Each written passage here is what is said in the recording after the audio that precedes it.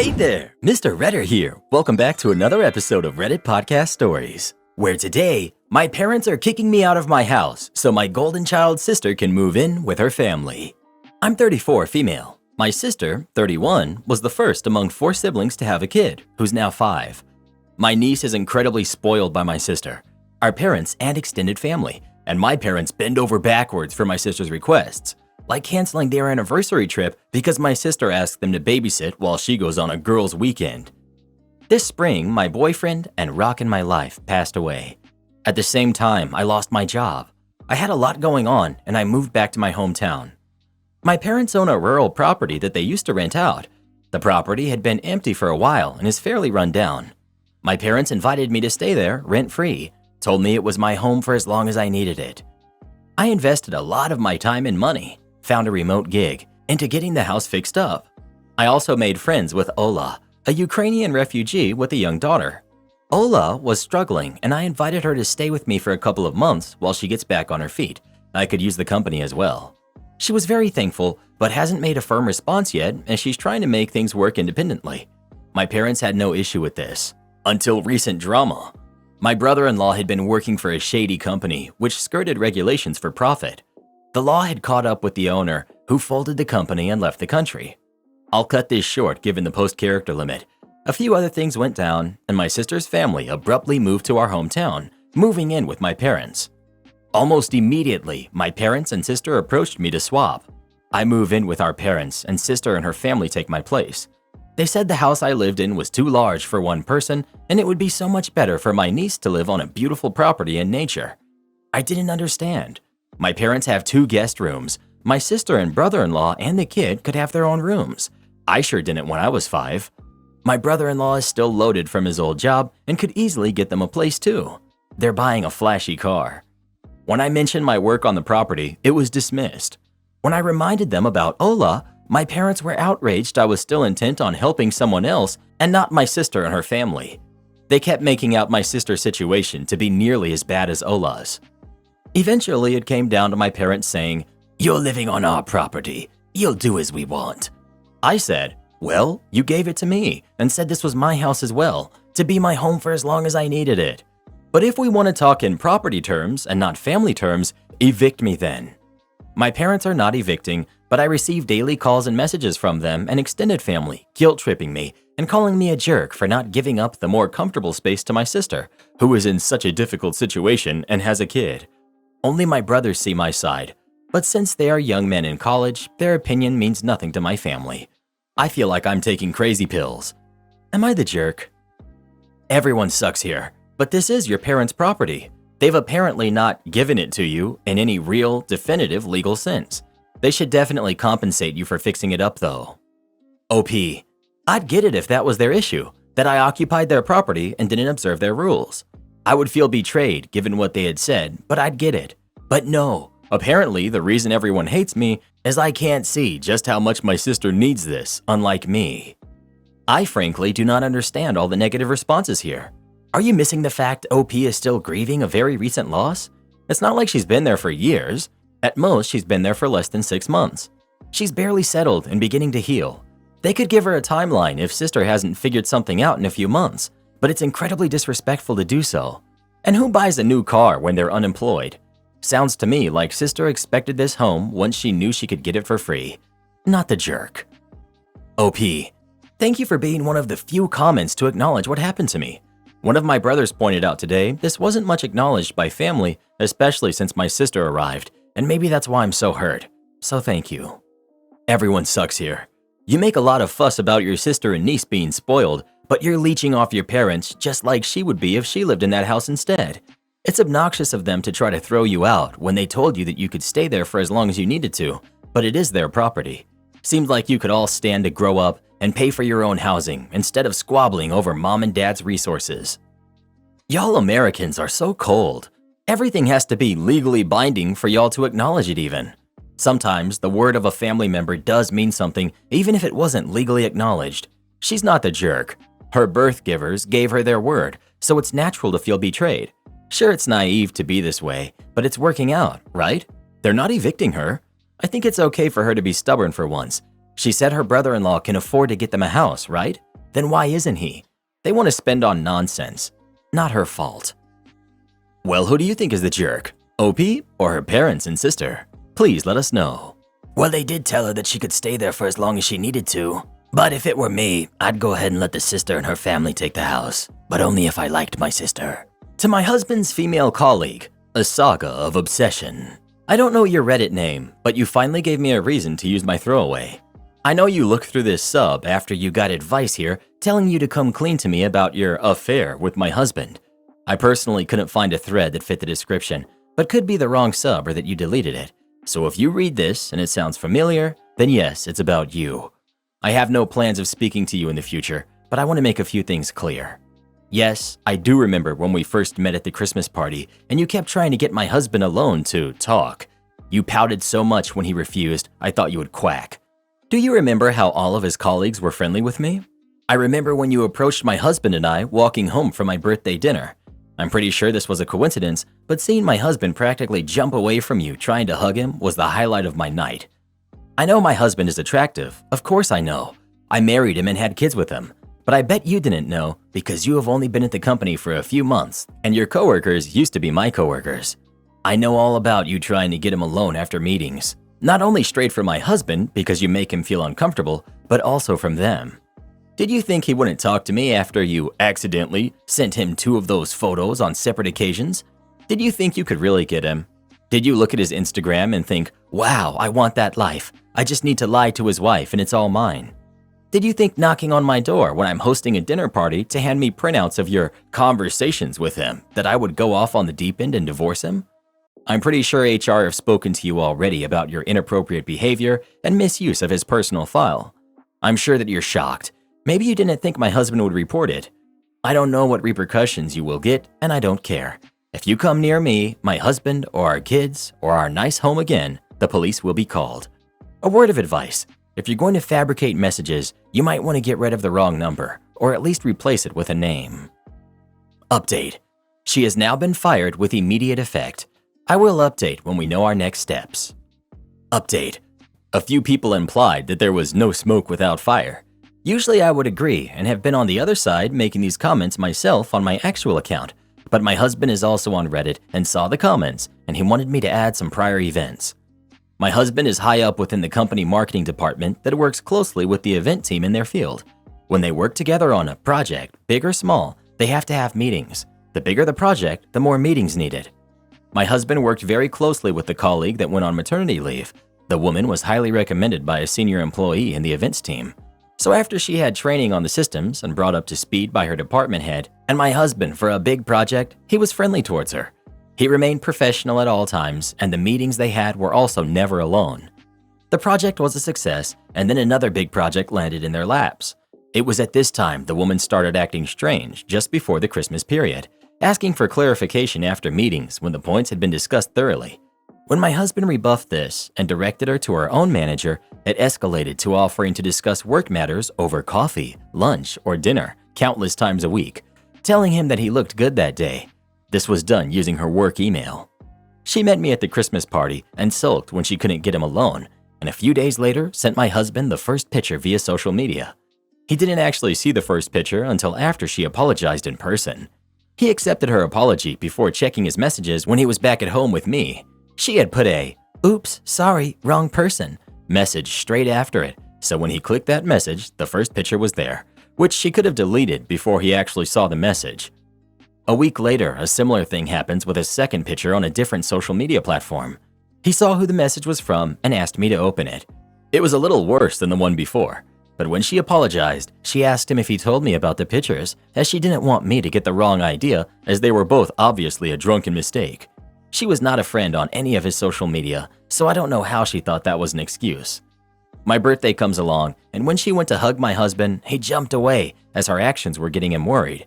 But after that, her actions calmed down a bit. She sort of stopped asking him out to discuss work so much. But then last Monday happened.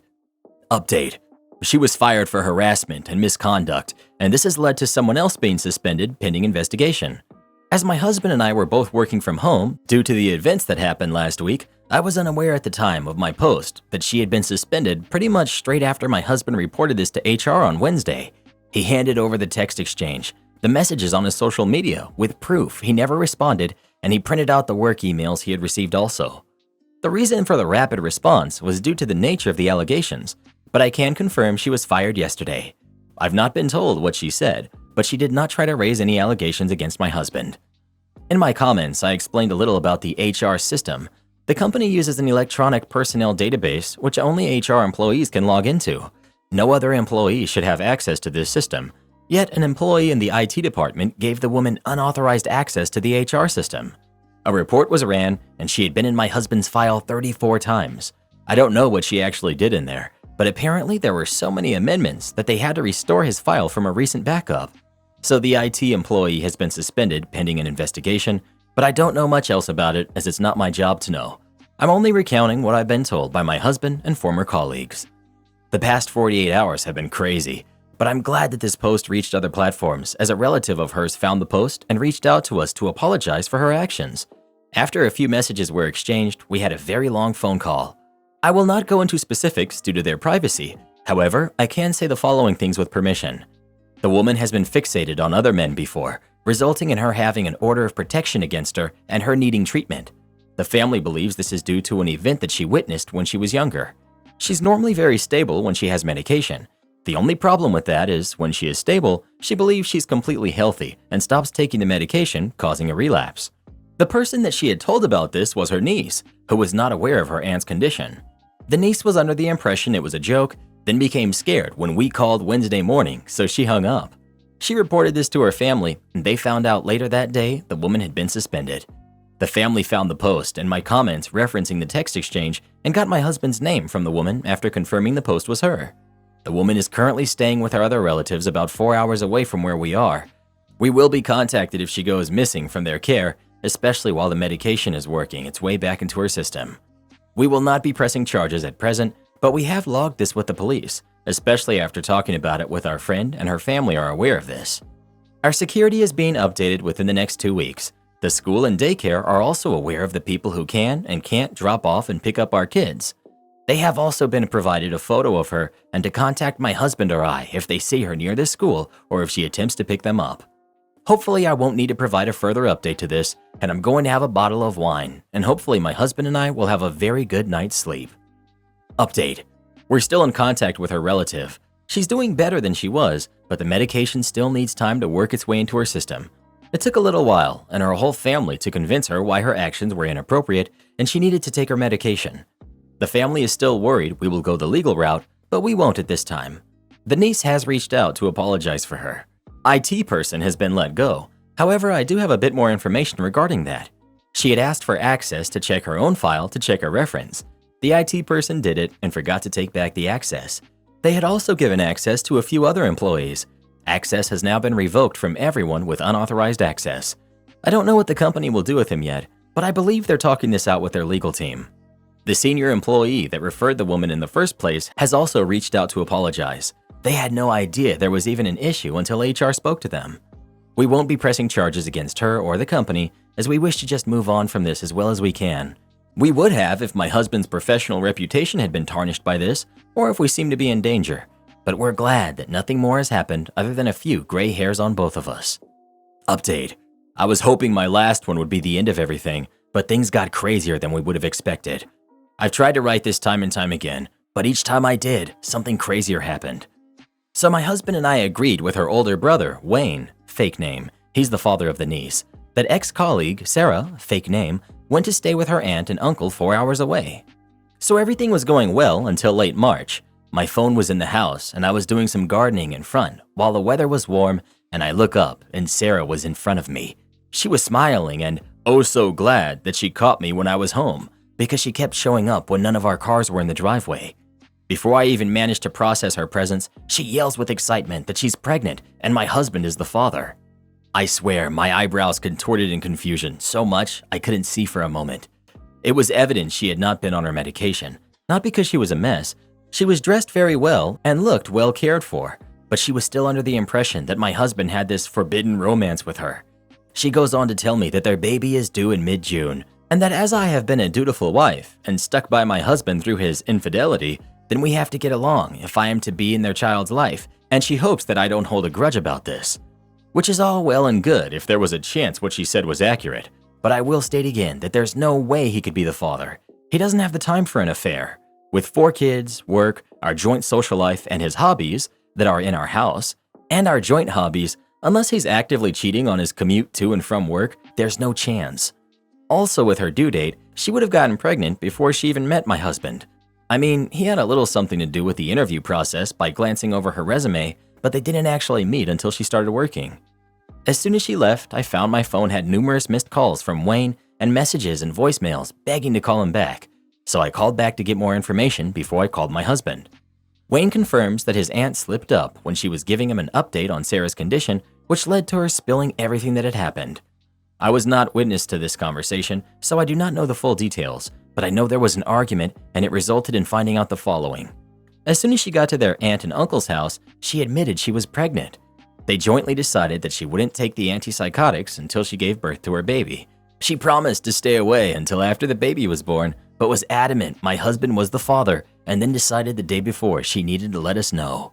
She's a curvy lady, so I may not have seen a 4 to 5 month baby bump when she turned up at my house, but I was a bit preoccupied when she turned up.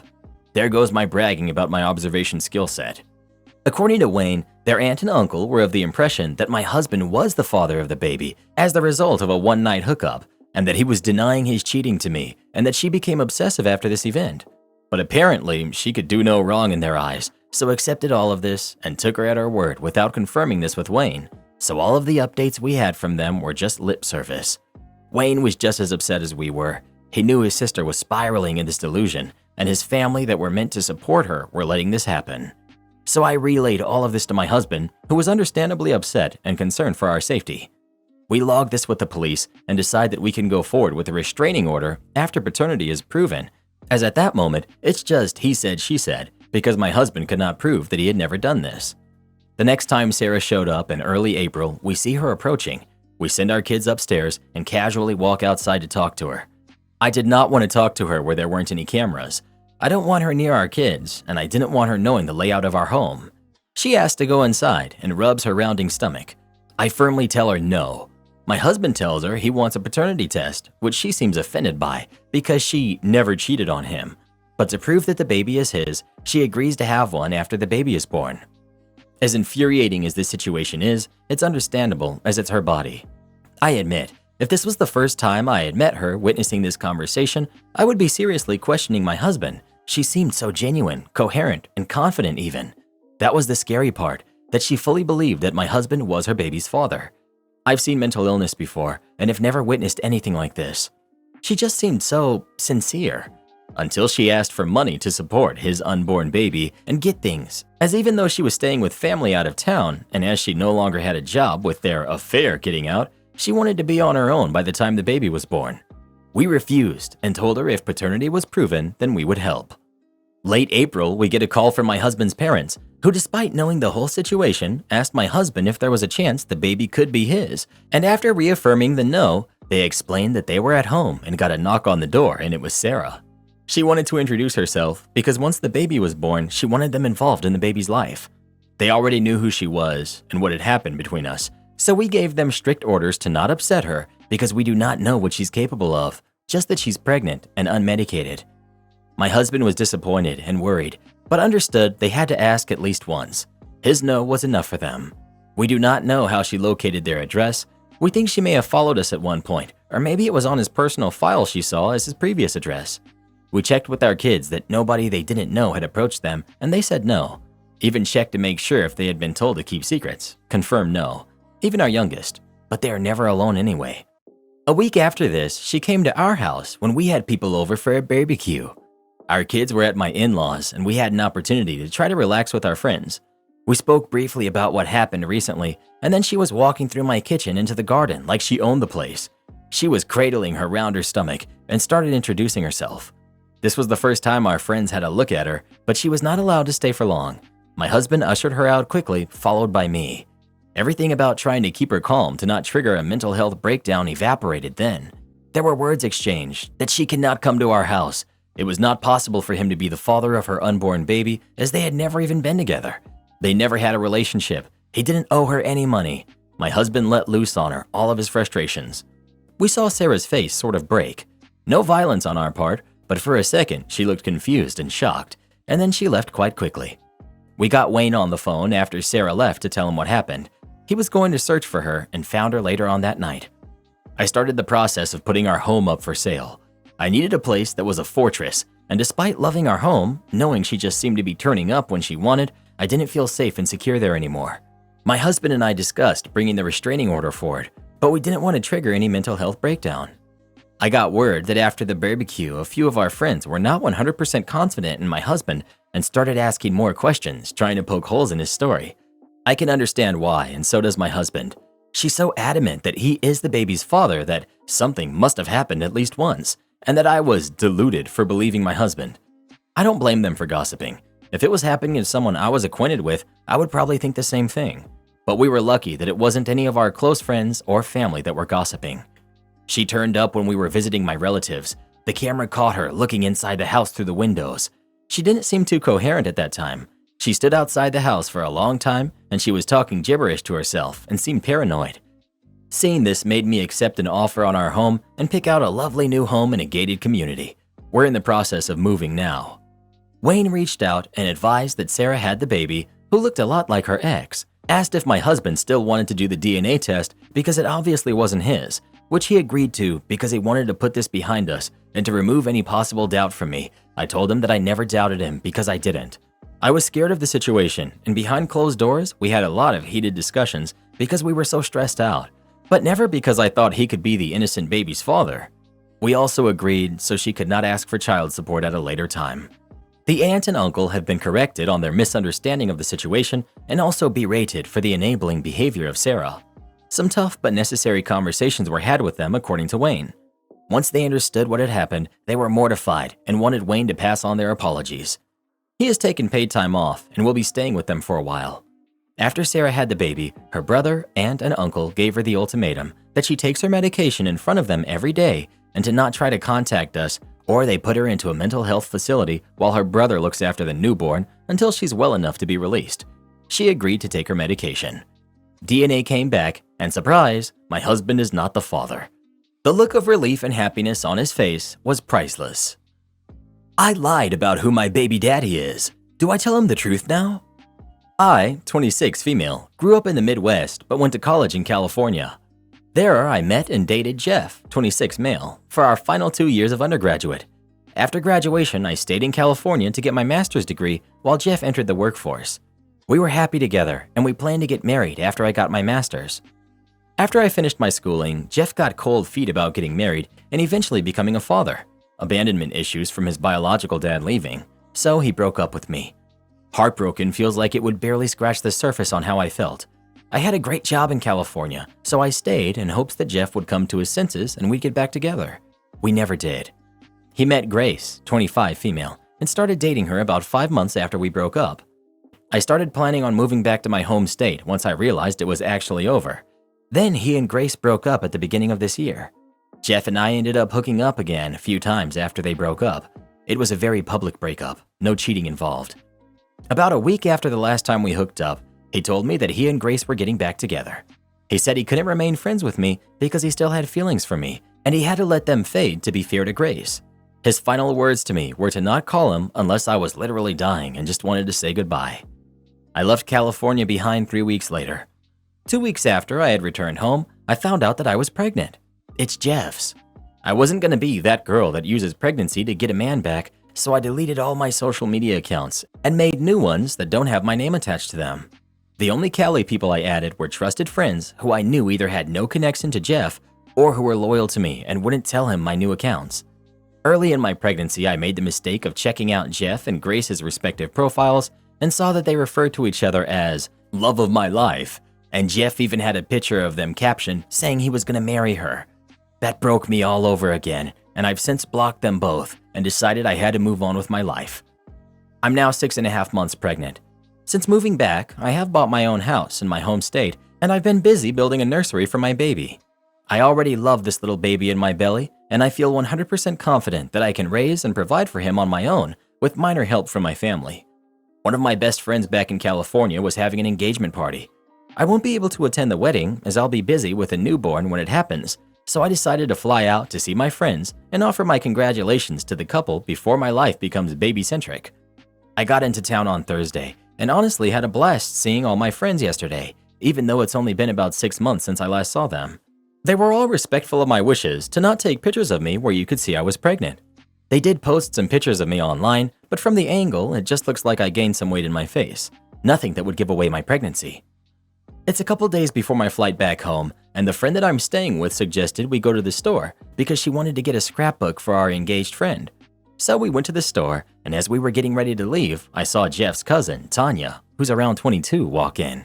I'd talked to her several times at Jeff's family gatherings over the years, but we never really got along. She was always a bit too gossipy for me to like her. So, of course, she was the last person I wanted to see. The first thing she did was loudly announce that I was pregnant, as if everyone in the store couldn't tell just by looking at me. Then she starts grilling me, asking if Jeff knows. I said no, and that he doesn't need to know as it's not his. That was a lie, obviously, but I didn't want to open a can of worms. Tanya then tells me, with how big my belly is, that I'm too far along, and asked how could I move on so quickly. I told her that Jeff and I broke up a long time ago. She responded saying that everyone knows we were still hooking up at the beginning of this year. I did not know that was common knowledge. I figured Jeff would have kept his mouth shut about that. Anyway, I lied and told her that I already had a new boyfriend and that I was 5 months pregnant. She seemed to accept that and awkwardly congratulated me. My friend and I paid for her stuff and left immediately after that. I prayed that that would be the end of it. Like I said, Tanya is a gossip, so of course she went and ran her mouth about seeing me pregnant just a few hours later. Now a bunch of my friends have messaged me saying that Jeff is blowing up their inboxes trying to reach me. None of them have told him my new number or social media, so he has no way of reaching me himself. My flight back home isn't for another 2 days, and I'm freaking out. Some of my friends are saying that I should just tell him the truth now that he knows I'm pregnant. I still say I can get by pretending it's someone else's and that I'm not far enough along for it to be his.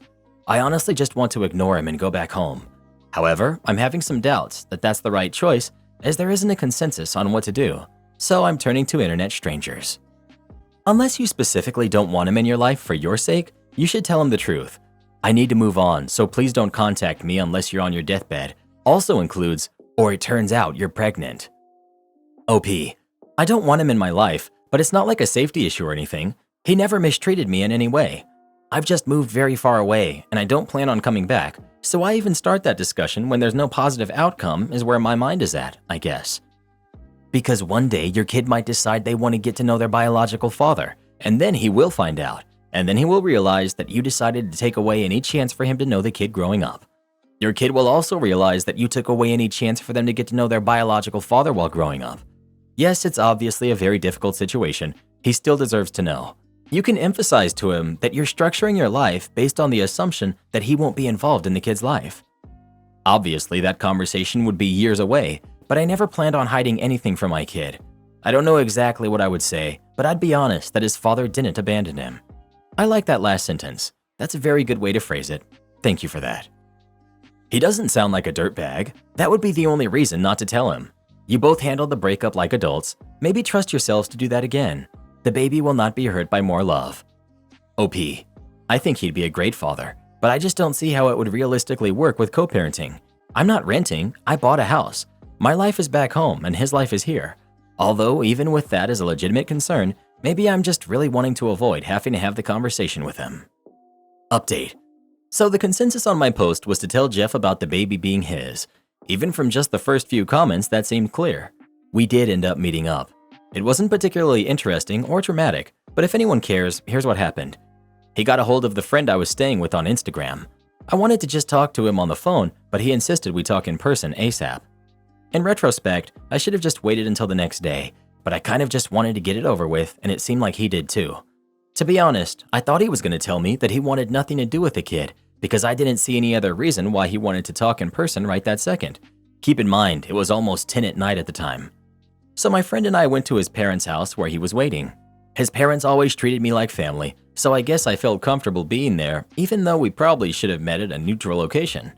When we got there, Jeff's mom answered the door.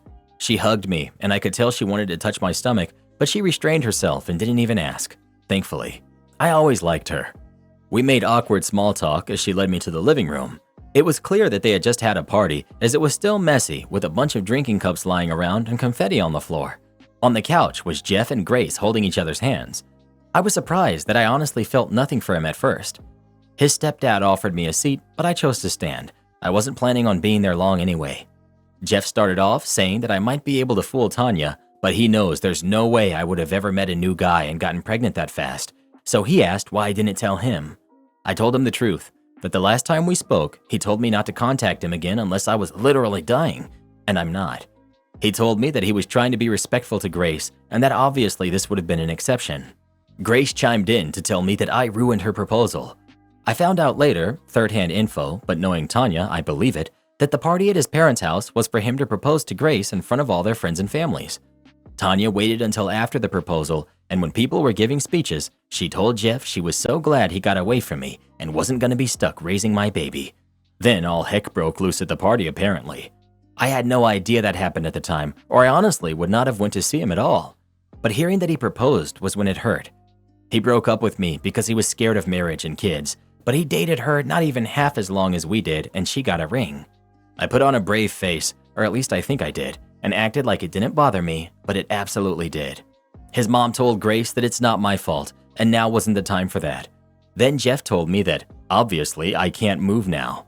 I told him that I already did, and I was only in California for the weekend. He countered, saying that I have to move back. I told him no, I'm not doing that. He said, well, I can't just leave. At that point, I got frustrated and told him that I left months ago. My job is in my home state. I bought a house. All my doctor's appointments have been there. I established residency there a long time ago. California isn't my home anymore and hasn't been for half a year now. So then he got frustrated and got up to approach me, asking if he's just supposed to send a paycheck once a month and saying this wasn't how it was supposed to happen. I don't really know what he meant by that second part because he just found out I was pregnant a few hours before, but I assumed he was talking about his life plans. I forced myself to calm down and try to be empathetic. I told him that if he was worried about this messing up his plans for the future, that he had nothing to worry about. I don't want or need anything from him. I've planned everything out from finances to childcare when I return to work to even setting up my baby's college fund. It's all taken care of already. He didn't really say anything.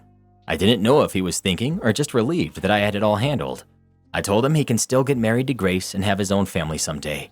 I promised I wouldn't bother or blame him for anything. My baby will be loved and cared for. Jeff got teary-eyed and told me that I know how he feels about this. He was referring to when he broke up with me and said that he didn't want to be a dad because he didn't think he'd be a good one.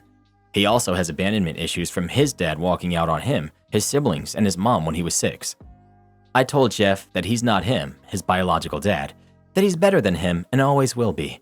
His mom started crying at this point too. I promised Jeff that I wouldn't let my baby think that Jeff was a deadbeat. I'd be honest that we just weren't meant to be together and we live thousands of miles apart. He told me that he can't just not be in his kid's life and that I don't understand what it could do to them. He asked if we could please figure something out together. I asked him what did he realistically expect would be a solution because I'm not moving back to California and I highly doubt he and Grace wanted to pack their bags and move that far away from their own families and friends. I said I'm not going to be sending my kid on a plane every few months either because that's too much. Jeff didn't say anything to that, so I told him maybe that could be an option once he's older and has more independence, but right now it's not happening. Jeff's eyes lit up and he asked, "It's a boy?" I'd been careful to not reveal the gender up until then, but I messed up there. I nodded and he nervously asked if he could feel the baby. Before I could even respond, Grace let out this loud wail and stormed off to the kitchen. Jeff apologized to me and then went to go comfort her. His mom excused herself as well as she was still crying, so she left and her husband followed her. That left me and my friend awkwardly standing alone in the living room. All we hear is his mom sniffling in the hallway and Grace sobbing while talking to Jeff in the kitchen. It was so incredibly uncomfortable, and I know many will hate me for this, but I just felt overwhelmed by the whole thing. Maybe it makes me pathetic, but having to stand in the room where a party was just held to celebrate Jeff proposing to another woman hurt so darn bad. So I left. I told my friend, let's get the heck out of here, and we quietly walked out. We ended up staying in a hotel, and I was able to get an earlier flight home on Sunday. Now I'm back home and putting my focus back on the nursery. I told my friends that I had talked to Jeff, and I apologized if he still tried to reach me through them. I advised them to block him if it's too much. I know this isn't the end of things. I'm planning on reaching out to him again eventually. Even if he broke my heart, I still care about him, and I won't deny him a relationship with his kid if that's what he really wants. I have no idea how it's going to work, and I'm only allowed to update once, so I apologize that I won't be able to tell anyone who cares how it all ends up turning out. Thank you for the advice. Even though everyone was downvoting me and the post itself, it was nice to get opinions without bias. My ex-wife demands I financially support her new family after she used me for years.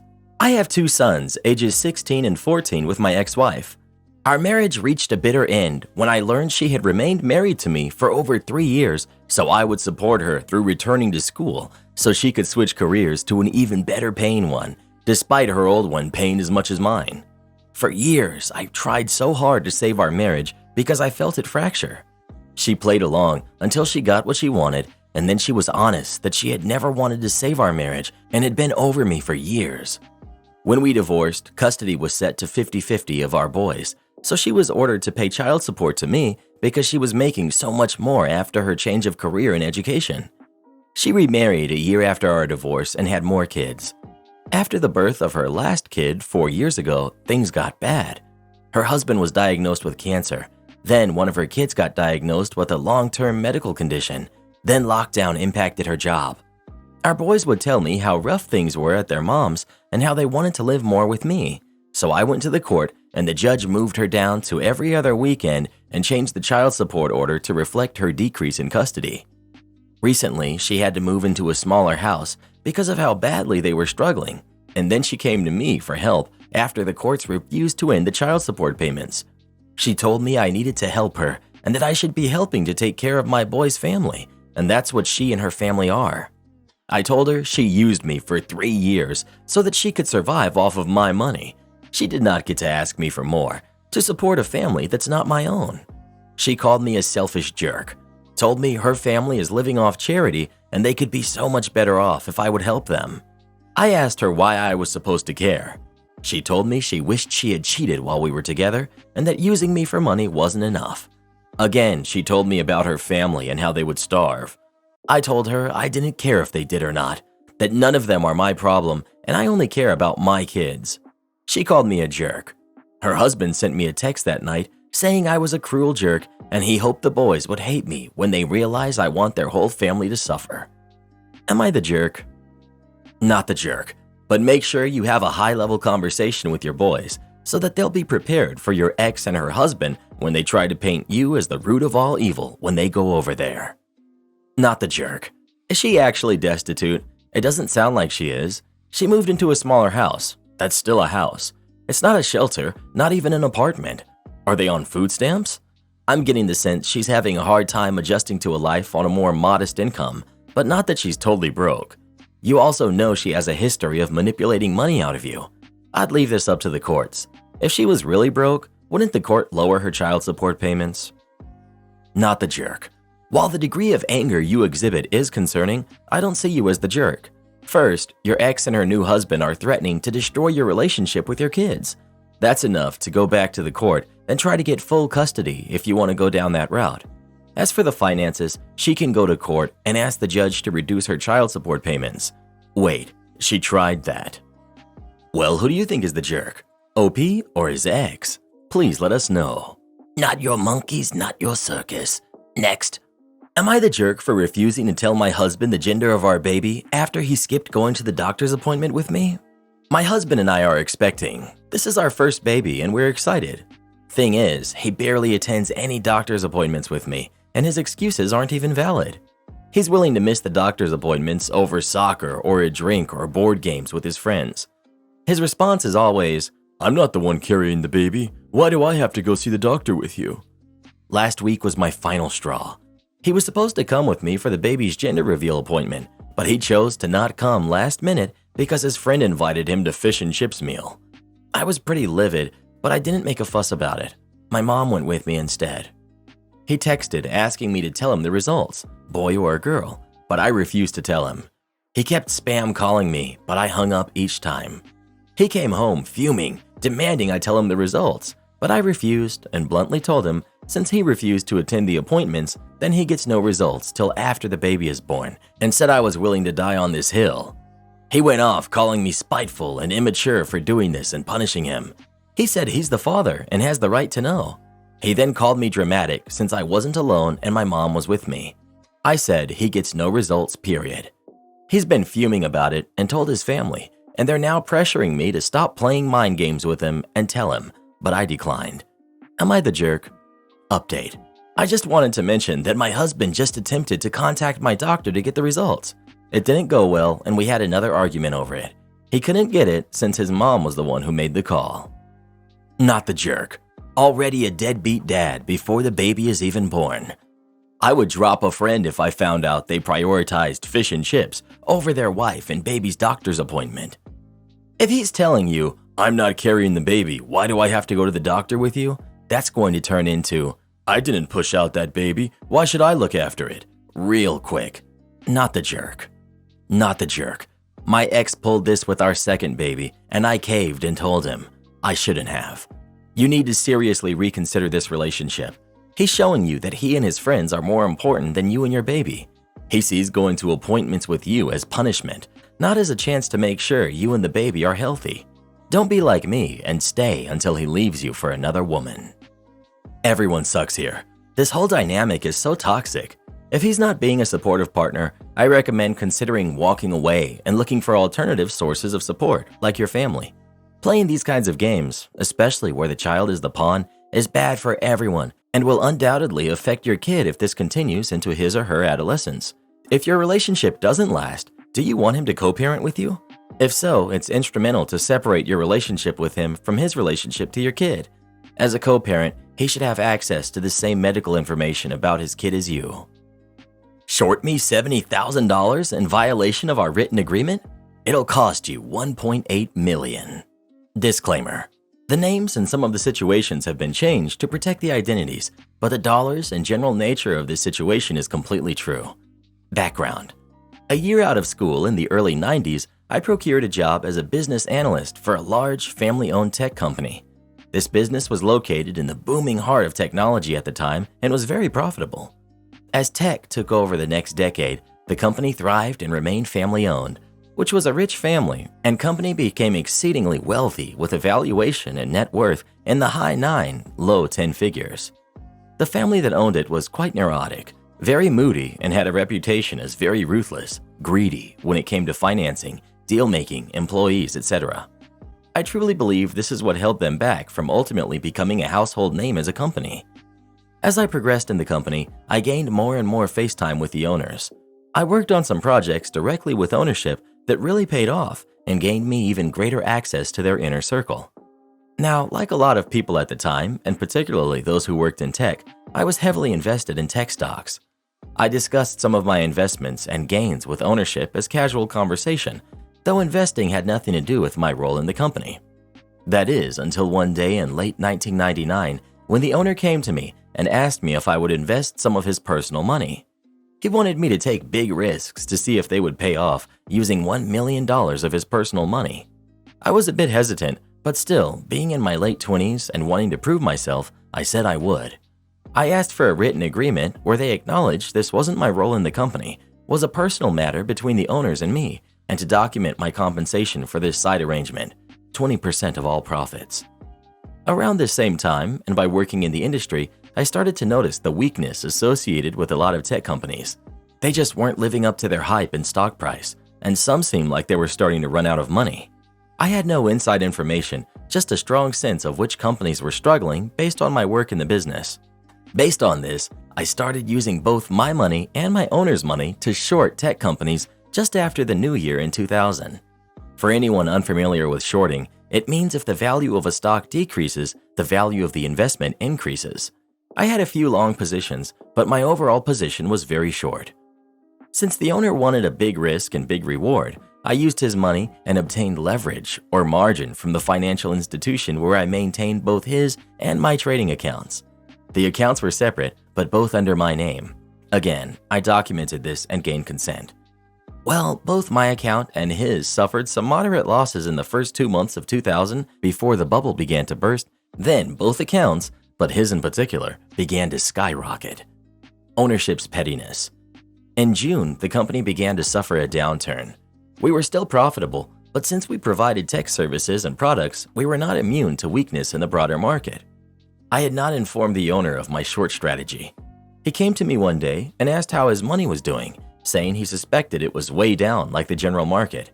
To his surprise, I informed him that while we still had some money tied up in options, puts, and shorts, but based on the positions I had closed, there was $1.35 million in cash sitting in the account that belonged to him. Again, I still had a bunch of open positions, which, if memory serves, were worth about $1 million on that date. But the positions I had closed had yielded $1.35 million in cash just sitting in his account, which was in my name. The owner, either through ignorance or lack of attention, said, "Great, $1.35 million. Fantastic work in this down market. Will you please wire it to me?" I responded that I would, but would be taking my 20% of the $350,000 profit, or $70,000, before wiring him the $280,000. I reminded him that I still had open positions that had yet to pay off or close, but I didn't state the amount.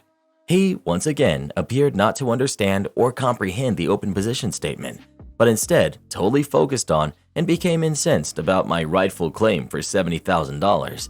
He went on and on about how times were tough, I should be grateful for a job, particularly at my young age, and the entire $350,000 was necessary for him in the company. I knew this wasn't true based on my position within the company.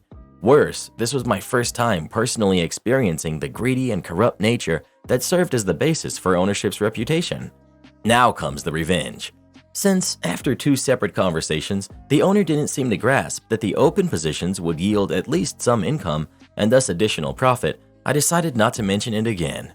I sent him back the entire $1.35 million and continued to manage the open positions to the best of my ability. And here's the kicker. The owner never brought it up again.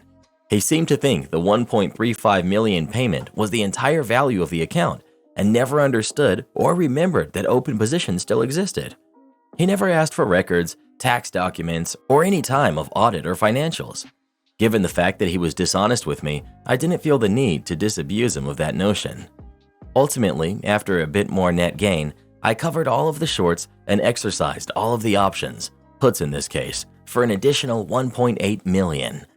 I worked for the company for 3 more years, and owner never asked about it during my tenure, after I gave notice or since. I know it's a bit crass and even shady, but given his dishonesty with me over the $70,000, I felt justified in keeping the additional $1.8 million. I paid taxes on the gain, long-term capital gain, and went on my way with a fantastic nest egg. Nobody has asked about it since, and I have only told the story to a few people, and even then, only after the statute of limitations passed.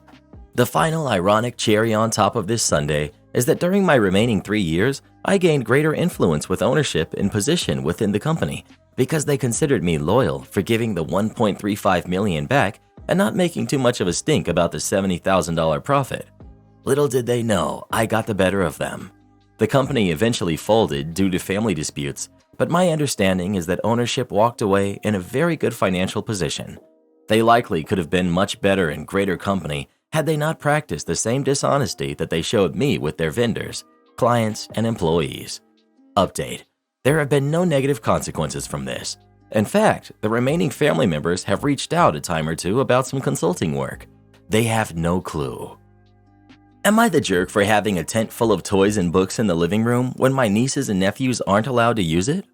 My husband and I have 4 kids, Allie, who's 17, Andrew, 15, Charlotte, 12, and Lucas, 9, and we've been fostering Emily, who's 6, for almost a year. Emily has special needs. She gets overwhelmed easily, and when she gets overwhelmed, she hides. Emily is also very small and a master at getting herself into tight spaces, under the couch, inside a kitchen cabinet, inside a dollhouse, etc. So when she hides, it can take forever to find her. She'll also lock the door of the room that she's hiding in, then hide to make it that much harder to get to her. We bought her a tent shortly after she moved in with us. We let her pick out everything in the tent, from the mat on the floor to the toys and books inside, and we got her to go to her tent whenever she gets overwhelmed or feels like she has to hide. Nobody is allowed in that tent without Emily's permission. We have the tent in a corner of the living room. It's one of the few places where she can't lock a door, and we can see her in the tent for most places in the house. My family hosted Christmas this year. Before everyone came over, we told Emily to put away whatever toys she didn't want anyone playing with. She put some of her toys in her tent and some in her room and insisted on locking the door. When everyone got here, Emily hid in her tent and started to play with her toys. We explained to the kids that the tent is Emily's special place and that they are not allowed to go inside or use any of the toys inside. The kids were upset, but we had a couple of toys for them. Plus, Lucas was willing to share his toys. My siblings approached me multiple times on Christmas and asked why I put something so tempting as a tent full of toys in front of their kids, then say that they're not allowed to use it. I explained that the tent prevents Emily from endangering herself and that it has to be there because it's one of the few places where we can see it from most places in the house. When we got Emily out of the tent, some kids tried to go inside, and I told them they're not allowed in there even when Emily isn't in the tent. I closed it up and put duct tape on the zipper to prevent the kids from opening it. Some siblings left right after we ate because of the tent, and some stayed but went off on me in private for taunting their kids with the tent. My parents agree with my siblings that it was rude and want to host future holidays so Emily won't have the tent. Was I the jerk for keeping the tent in plain sight when there were kids that would want to use it? Wow. First of all, your parents want to host the holidays so Emily won't have the tent? So they just want to take her safe space away like that? That's yikes.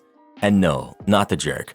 These people need to teach their kids what boundaries are, and if that's too difficult, make them handle disappointment better. Because let's be honest here, there's going to be a lot of toys they're going to see and want to play with, but they won't be able to because they're not theirs. This is not something for you, OP, to deal with, but the parents of the other kids. It doesn't say in your post how the kids responded to this though. Was it even an issue for them after you explained and set the rules about the tent? Not the jerk. Thank you for being such a caring foster parent and giving Emily a safe space. It's not your fault that your parents and siblings don't understand. It's her space, not anyone else's, and I'm glad you held your ground for her until the end. You don't understand. I travel a lot. Yeah, but that still doesn't make you correct. A crazy lady called me on the phone tonight about her reservation for the next business day, but booked it for the current day. She wanted to check in at 2 a.m. and have it count for the next business day. So she expected to check in at 2 a.m. and stay in the room for over 24 hours and only pay for one night. It wasn't those guests that are confused by hotel time, day rollover, etc. Either she full-on expected me to break the rules for her, she had a reservation for the current day that she made through Central. A little after 12 a.m. she calls. Crazy lady. I need to check in early at 2 a.m. Me. I'm sorry? I need to check in early at 2 a.m. and check out the next day. My spidey senses are on high alert from her tone alone. I've dealt with a lot of people like this before. Me. I understand. Our check-in time is at 3 p.m. the day of the reservation. If you require an early check-in, I can certainly do that after I close out the day around 3 a.m. No, I need to check in at 2 a.m. for the next day, not tonight. Me. Okay, our check-in time is 3 p.m. after 3 a.m. I can check you in for the next business day with an early check-in fee in addition to the regular room rate for the night. Awkward pause. I travel a lot, and that has never been an issue. Me, thinking to myself, yeah right, liar. As posted on our website, our check-in time is 3 p.m. If you require an earlier check-in, I can provide that with an early check-in fee, in addition to the regular rate for the day. People like this can sniff blood a mile away and want you to get flustered so that they can use that against you. There's no way I'm checking her in at 2 a.m. for the next day because that's impossible, and even if it weren't, I wouldn't do that without an early check-in fee. I don't doubt she travels a lot and probably twisted some poor night audit's arm somewhere and got what she wanted, but I won't and can't grant her request. Crazy lady. Another long pause. I've stayed at your brand a lot, and they always have helped me out. So you're telling me you can't or don't know how? Me. Our check-in time is 3 p.m. You said that already. I need to check in at 2 a.m. for tomorrow. Okay, I can do this too, ma'am. You booked a room for tonight. I can check you in at 2 a.m. However, you will have to check out at 11 a.m. And if you want to extend your stay for an additional night, we can certainly process that for you here at the hotel before 11 a.m. And of course, you are always welcome to dial our central reservations and they will gladly accommodate you as well. She hung up on me, and a few minutes later, a booking agent from Central called me for clarification, and I told him what I told her. They put me on pause several times as they relayed what I said earlier to her again. She was lying to them, claiming that someone she spoke to earlier at our front desk told her that she could check in early and avoid an early check-in fee. She then demanded my name, apparently, and I refused to give it to her because of her misrepresentation of our interaction. I then told them she can contact my management personally, but her demands are something I simply cannot provide. She insisted on getting my name, and I was done. I told them I won't give that info, and I've already explained to her several times our policy about early check-ins, and if she doesn't cancel her reservation before I run audit, I will charge her as a no-show. She never showed up and didn't cancel a reservation, so I charged her. I'm off today, so I left a bunch of notes in case crazy shows up. Am I the jerk for refusing to take care of my grandkids on a trip my son paid for me? I have one son, 30 male, and 2 grandkids who are 4 and 5. I take care of them 2 to 3 times a week for 3 to 4 hours a day. I don't mind taking care of them, but it is exhausting. At the beginning of November, my son invited me to go with him, his wife, kids, and in-laws to travel from the 15th to the 22nd of December. I asked how much this trip was, and it wasn't cheap, so I said I didn't want it because it wasn't something I wanted to spend on at the moment. He offered to pay as a gift, and I decided to accept on the condition that I would not babysit my grandkids at any time, and this would be my vacation. He agreed. In a few spaced conversations, I asked why they didn't leave the kids with my ex-husband during this period, as it is a very romantic city. They said they wanted a family trip. By the way, my ex-husband loves his grandkids, and they spent almost 3 weeks at his house once. He didn't go on the trip for other reasons. On the trip, I wasn't very proactive in taking care of my grandkids. Honestly, apart from a few well-spaced moments, my son, his wife, their in-laws took care of the kids. I obviously spent time with them. This trip, we basically spent the morning and afternoon together. At night, we were free to do whatever we wanted. I took the opportunity to visit some restaurants and hopping alone. My son and his wife took turns with his in-laws at night with my grandkids because most places weren't family-friendly. The 6th day, I decided to stay at the hotel, drink some wine, and read a book. My son found out I was staying at the hotel and asked if I could look after them. I declined, saying I had other plans in my room. He started to complain that everyone was helping and taking turns except me, who didn't help with the whole trip he paid for. This really ticked him off. I reminded him that it was his choice to bring 2 kids to a completely non-family friendly city, and that I said before even accepting his gift that I would not take care of the kids because I just want to relax. We ended up arguing, and he said, among other things, that I could be a little more grateful for his gift and make this concession for 3 hours for them and the in-laws to have a free night, but that I'm deciding to be a jerk. I stuck to it, and in doubt he would respect this, I ducked into the pool area the whole night. He tried to show up in my room with the kids and just dropped them off. Things have been tense ever since, as he said I was a jerk the whole trip. Am I the jerk? Not the jerk. Imagine holding a trip over your mother's head, your main caregiver. The audacity. Not the jerk. You explain your boundaries before accepting the all-paid-for vacation. You set the expectation. He shouldn't have assumed you would change. I'm going to go with not the jerk. You provide a free service for your son regularly by helping out with the grandkids. He agreed this would be your vacation, and they chose to bring their kids when clearly the city is not a family-friendly city. He violated your previous agreement, and you held your boundary. Am I the jerk for taking a nepotism baby joke too personally? At our family New Year's Eve get-together, the topic of nepotism came up. I'm assuming it's something on the top of some people's minds because of the magazines recently. I, 27 male, had seen some buzz about it online, but I can't say I had given it much thought myself. The number of celebrities I care about is a small one, and there's a good chance I don't know anything about their family tree. Because of lack of interest, I didn't participate in the initial conversation. The topic was brought up by my brother-in-law's wife, and I listened for a while before turning to a conversation with my husband. After a few minutes, my brother-in-law's wife said something along the lines of, "I want to know OP's thoughts on this since he's a nepotism baby."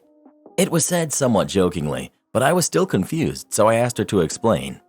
She said that since I work for my dad and was basically handed a job when I graduated college, that I was technically a nepotism baby.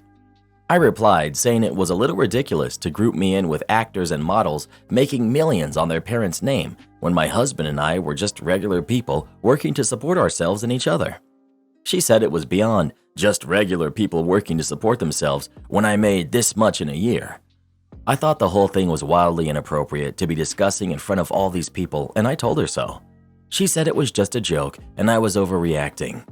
The atmosphere was obviously a little tense following that, and she all but forced my brother-in-law out the door before the night was even over. There were mixed feelings after she left, of people saying I took the joke too personally and people saying she went too far. Am I the jerk? Not the jerk. She was out of line. However, she was correct. Your situation is definitely nepotism. It doesn't just apply to celebrities. While she was a jerk for bringing it up and pushing the conversation when it clearly made OP uncomfortable, it genuinely baffles me how OP justifies and excuses the nepotism in his own situation. He doesn't make millions, so therefore being handed his job by his father isn't nepotism? What? Everyone sucks here. Agreed. I've seen a lot of nepotism babies not understand or feel that they're included in this conversation. Anytime your family or family's relations help you get a job, it's nepotism. Money doesn't matter. Everyone sucks here. Your brother-in-law's wife made a tasteless comment, and she made herself the jerk by pushing the conversation even more when you were against the comment and took offense to it. The conversation became very inappropriate once you showed how uncomfortable you were. On the other hand, you're failing to see that you are a nepotism baby. Your family started a business, and you got to experience an easier time getting your first job out of college because of it. It's very possible that you did a lot of hard work to get yourself that job, and it's also possible that someone else just as qualified for the same job got passed over just because your family owns the company. You did nothing wrong by taking the job, and your family have not done anything wrong by giving you the job. But you should recognize that you were lucky to receive a privilege in life that most people don't get to have. Edit. I understand that people may not like the term, and yes, the term itself is usually used in a negative way. I believe that OP is in the wrong by not seeing how much nepotism does apply to them. They seem to generally think nepotism happens with the rich and famous only. I want to make OP aware that the small business and hardworking people can fall into nepotism as well. Your dad gave you a well-paying job. You're a nepotism baby with no sense of humor. You're the jerk for pretending that's not the case. Info. Why are nepotism babies so in denial of their privilege? Not the jerk. You Reddit loons never cease to amaze me. Someone can't work in the family business without you accusing their family of nepotism? Let me explain this for you unstable, unsuccessful leeches on society. Nepotism is an unfair advantage given to a relative. If you hire your son because he's the most qualified applicant and you trust him, that's not nepotism, that's called common sense. You guys love handouts from the government and you feel entitled to them. Yet, when someone hires a relative, you all flip out and claim nepotism. This is why none of you will ever have successful businesses of your own. You lack common sense, and you're always looking for a way to be the victim and for the world to be unfair against you. If someone has a great job working for their family's company, you as a decent person should just be happy for them, not jealous that they have a steady income while you live off Doritos and Mountain Dew. My heart goes out to the kids reading all this insanity and thinking that this is how pathetic most people are these days. Reddit is not an example of how stupid people are in the real world. I've met countless people over the years, and none of them were as pathetic as the people on this site. Edit. Since so many of you are jealous losers and claiming that I'm a nepotism baby myself, no. I'm a day trader that shorts failing companies to help them go under. I also buy medical debt and collect on it, which I've been doing for the past 12 years. My biggest problem in my life right now is deciding where to park my $3 million cash this year. Victims never win, so stop acting like one. Am I the jerk for refusing to take in a foster child? My husband, 44 male, and I, 43 female, have 2 kids. Both left for college and one is in law school now. So we are empty nesters. I love it. I get to go wherever, whenever. Right now I'm skiing a lot and we take lots of vacations. I'm planning on retiring in a few years. We invested smartly and now our home is paid off and my kids are getting a full ride in school. We can retire without too much worry, although we will still work until the economy is better and our bodies allow us to. Problem is, my husband is now bored and wants to foster a child. I'm absolutely against the idea. My cousin did foster a kid for 3 years. She's infertile and decided she wanted to foster as a way to have a kid in her life. But that kid was a complete nightmare and almost made her and her husband divorce over it because it caused so many issues. I know not all foster kids are like that, but my cousin is far more compassionate, she's a nurse, than me, and she was crying to me and my sister about it every day, and I don't want to do it. It's hard to tell what a kid has gone through, and it's usually nothing good if they need to be fostered. I don't have the energy to deal with it anymore. I raised my son and daughter, and unless they need me, I'm going to finish my last years at work and then retire and enjoy my quiet years. My husband constantly badgers me to reconsider, and I told him I'm not going to.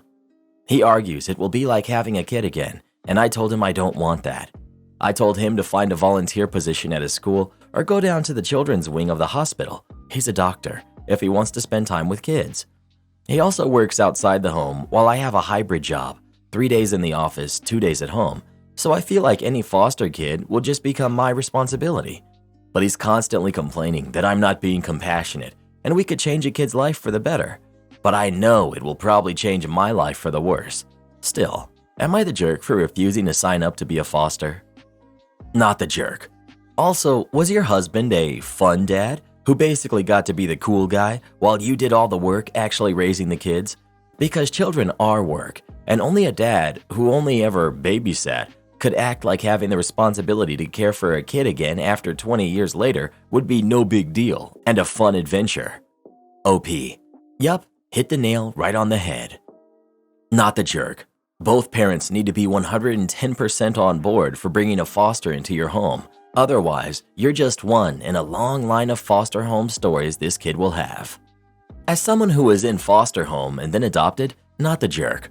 Fostering a kid isn't just because you're bored. It's a lot of emotional labor, and foster kids are more hyper-aware than most when they aren't wanted.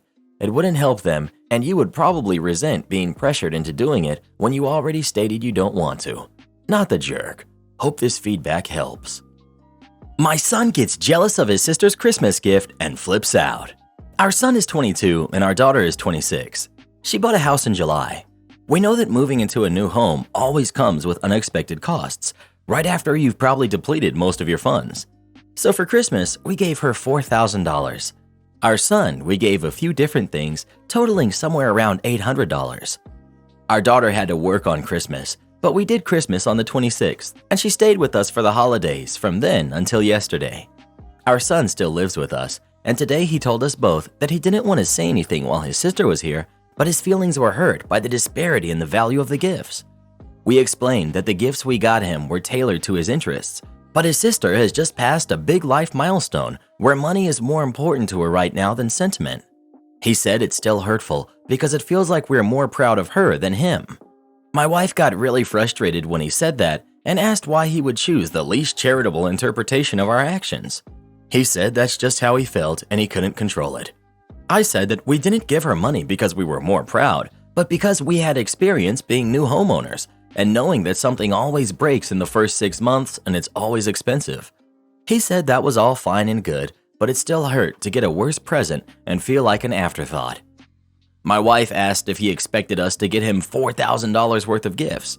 He said no, but he expected the gifts between him and his sister to be equal. My wife said that's the same thing, and my son said it isn't. He said we could have given her the monetary equivalent of what we gave him. I told him that it isn't really fair for him to decide how much we spend on someone else's gift. Furthermore, cash is less personal than gifts, so giving her a cash equivalent to what he got would be her getting the worst gift. He said we just weren't listening to him and just justifying. My wife said we didn't need to justify anything and he was being entitled. At that point, he said he didn't want to talk unless everyone was civil and he went to his room. He skipped lunch, breakfast for him today, and when he left for work, he didn't say goodbye even though I was right by the door. My wife is irritated and my son is clearly resenting us. I can't really decide if we're in the wrong here. On the one hand, we should be able to give our money to whoever we want. On the other hand, I never want to hurt my son's feelings. Were we wrong? You're the jerk for doing this at Christmas. I'm the youngest of 4 siblings. My oldest sister is 10 years older than me, so we definitely reached milestones at different times. Things like wedding money, housewarming gifts, and money, graduation gifts obviously came at different times for each of us and were not tied to group holidays like Christmas. You could have given your daughter an $800 check or gift for Christmas and $3,200 for closing on the house at a different time and setting. Then you could tell your son, We will be so excited to give you a gift of money to help out when you buy your first home. Instead, now it's a very disproportional Christmas gift, which is sure to raise some jealousy. Edit. My judgment is very light, and you seem like very generous parents who want to help both of your kids get ahead in life. I definitely don't think that you owe your son more now than an explanation and an apology for timing and reaction to his concerns. In the future, I would just keep shared gift opening times in kind for both kids and stick to milestone gifts timed with the milestone. Edit. After getting a lot of rent-free comments about the son, from OP's comments, it seems like the daughter lived at home until the house purchase to save up money, and they have no issues with the son living at home now and want the same opportunity for him, so I don't really see it as an applicable factor in the judgment. There was a clear invalidation of your son's feelings. He sounded like he was being really respectful and brought up valid points as to why he was feeling a certain way. Instead of being open about the whole situation, you started gaslighting. It's a good way to stop your kid from wanting to approach you about things in the future. You're the jerk. This was the big sticking point for me. Don't you want your son to feel comfortable coming to talk to you when he has a problem in the future? Is your son going to feel comfortable talking about his feelings and issues with mom and dad when mom immediately starts attacking him? Also, and this is just a suspicion here, but mom got real defensive and came out attacking hard when she wasn't even called out. He was just expressing his feelings. Her response was not proportionate, the point where she doth protest too much. Of course they don't want their son to express his feelings unless he's being always grateful and compliments them. If he has something slightly negative to say, he's an ungrateful, spoiled brat, at least in his mother's eyes. Honestly, the son sounded more mature in this situation. He waited for his sister to leave before approaching the situation and left the conversation when the mom started verbally going off on him. The parents could have kept the difference, $3,200, in a savings account, and if the daughter needed it, they could give it to her. I already bought a house 3 times and never had bad things happen that tanned my experience. It's called budgeting for the house. You don't buy a house without having some extra on the side for some unexpected event. I'm not saying my experience is everyone's experience, but OP is assuming that something bad will happen. But he and his wife could have waited to see if it happens or not. If it does, they could have stepped out and helped. Nonetheless, they should put the same amount aside for when their son buys or rents a house. It's not even a small amount either. I mean, $4,000 and $800 is a big difference. If you plan to give him $4,000 when he gets a house, then maybe no biggie. Also, don't know why your wife is so irritated by him explaining the clear disparity. I'd expect my kid to be upset if I made one a sandwich and not the other. Not the jerk. I feel like people on here hate favoritism so much that they think you have to treat your kids equally every second of their lives. The fact is, when kids are different ages and at different places in life, they'll be going through different milestones at different times. For example, if one of your kids had gotten their license that year and you got them a car for Christmas, that doesn't mean you need to spend a car's worth of money on your other kid that Christmas. That would be ridiculous. As long as you treat the kids the same in the long run and help them out similarly for these milestones, it's okay for there to be a little disparity every once in a while. Well, who do you think is the jerk? The parents or their son? Please let us know. Never ask a bunch of entitled kids on Reddit if $800 was enough for your son for Christmas. My parents literally got me a stress ball from the dollar store and I couldn't be happier. I've been sitting here squeezing it the whole time. My parents kicked out my husband over a joke. I've been married to my second husband, Mike, for 4 years now. He's a jokester and loves to crack jokes all the time. He especially likes to joke with my brother, Ethan, and his wife. Ethan used to be okay with it until he started complaining about Mike taking it too far with his jokes. Some context about Ethan. He and his wife couldn't have kids, so they adopted a boy, Joey, 2 years ago. Mike has been making silly, lighthearted jokes that involve Joey's biological parents as a way to mess with Ethan and his wife. I already talked to Mike, and I can tell you that he's 100% meaning no harm, and he just wants to try to get them to react. So fast forward to New Year's Eve. My parents hosted a big celebratory dinner, and Ethan and his wife came. So while we were eating dinner, Mike decided to tell a knock-knock joke to Ethan. He said, "Knock, knock." Ethan laughed and said, "Who's there?" Mike replied, "Joey's biological parents." Then he burst out laughing. Silence took over, and Ethan's facial expressions changed. His wife called Mike an idiot, to which Mike replied with, "Hey, relax, it was just a joke." An argument ensued, and dinner was paused. My parents suddenly told Mike to leave, which I thought was too harsh. I tried to speak to them and get them to calm down, but Mom insisted that Mike leave. We left, and Mike was complaining the whole time about how they overreacted. I called Mom later, and she told me Mike was out of line with his hurtful jokes about this touchy topic and told me that I was wrong for defending him and saying he was just joking. She said he ruined New Year's for the family, but I told her it was her and Dad who ruined the New Year's celebration for escalating the situation and kicking him out. I told her he could talk to them, but again, they were the ones who ruined New Year's celebration. She called me delusional for this statement and hung up. We haven't talked to them for days. I tried contacting Ethan, but no response. You're the jerk. Your husband likes to hurt people. It's nothing to do with jokes. Mike ruined the celebration. Wow, I don't know if I've read such an out-of-touch post on Am I the Jerk ever. Yes, you're the jerk, and so is your husband. Mike has been making silly, lighthearted jokes that involve Joey's biological parents as a way to mess with Ethan and his wife. What the heck? That's terrible. Teasing an infertile couple about their adopted kid's biological parents? I'm mortified. I'm super proud of your parents. Wow, you're the jerk. Sorry, but Mike is a jerk. Not uncommon for the jokesters who love to crack jokes to mess with people. Forget that. It's not in good spirit. It's one-sided bullying and just disgusting. It's not lighthearted or silly, it's just mean. The sentence, "Relax, it was just a joke," is horrible. Your Mike hides behind this excuse to be a jerk and to bully people, to push their buttons, to be mean, and then retreat when they get upset by calling it all a joke. You are enabling and supporting that, which makes you no better. Am I the jerk for selling my dad's house even though his widow lives there? I'm 33, female, and my father passed recently. He had been married to his widow, Penny, for about 7 years before. I was not close with my father. We spoke regularly and enjoyed each other's company, but I can't say either of us knew each other very well, for many years before his passing. When he passed, I was surprised to learn that he had left his entire estate to me. He put everything in a trust a year before his passing, and I am the sole beneficiary. Besides a small sum that he left to Penny, the lawyer said he was advised not to leave her anything in case she tried to contest it. Everything, including his house, is now mine. My father's lawyers and mine have advised that the will is structured such that it would be near impossible and very expensive to challenge. I don't want my father's money. I don't need it, and given our relationship, I don't feel right using it. However, he obviously wanted me to have it. So I intend to transfer everything over to my daughter, make her the beneficiary of the trust, and she will have that in addition to her own trust fund once she's of age. However, I do not want to keep my father's house. I do not live in the same country as my father, and I don't want to deal with the admin of his possessions. I want the legal business done and to close the book on a very painful chapter and grieve quietly.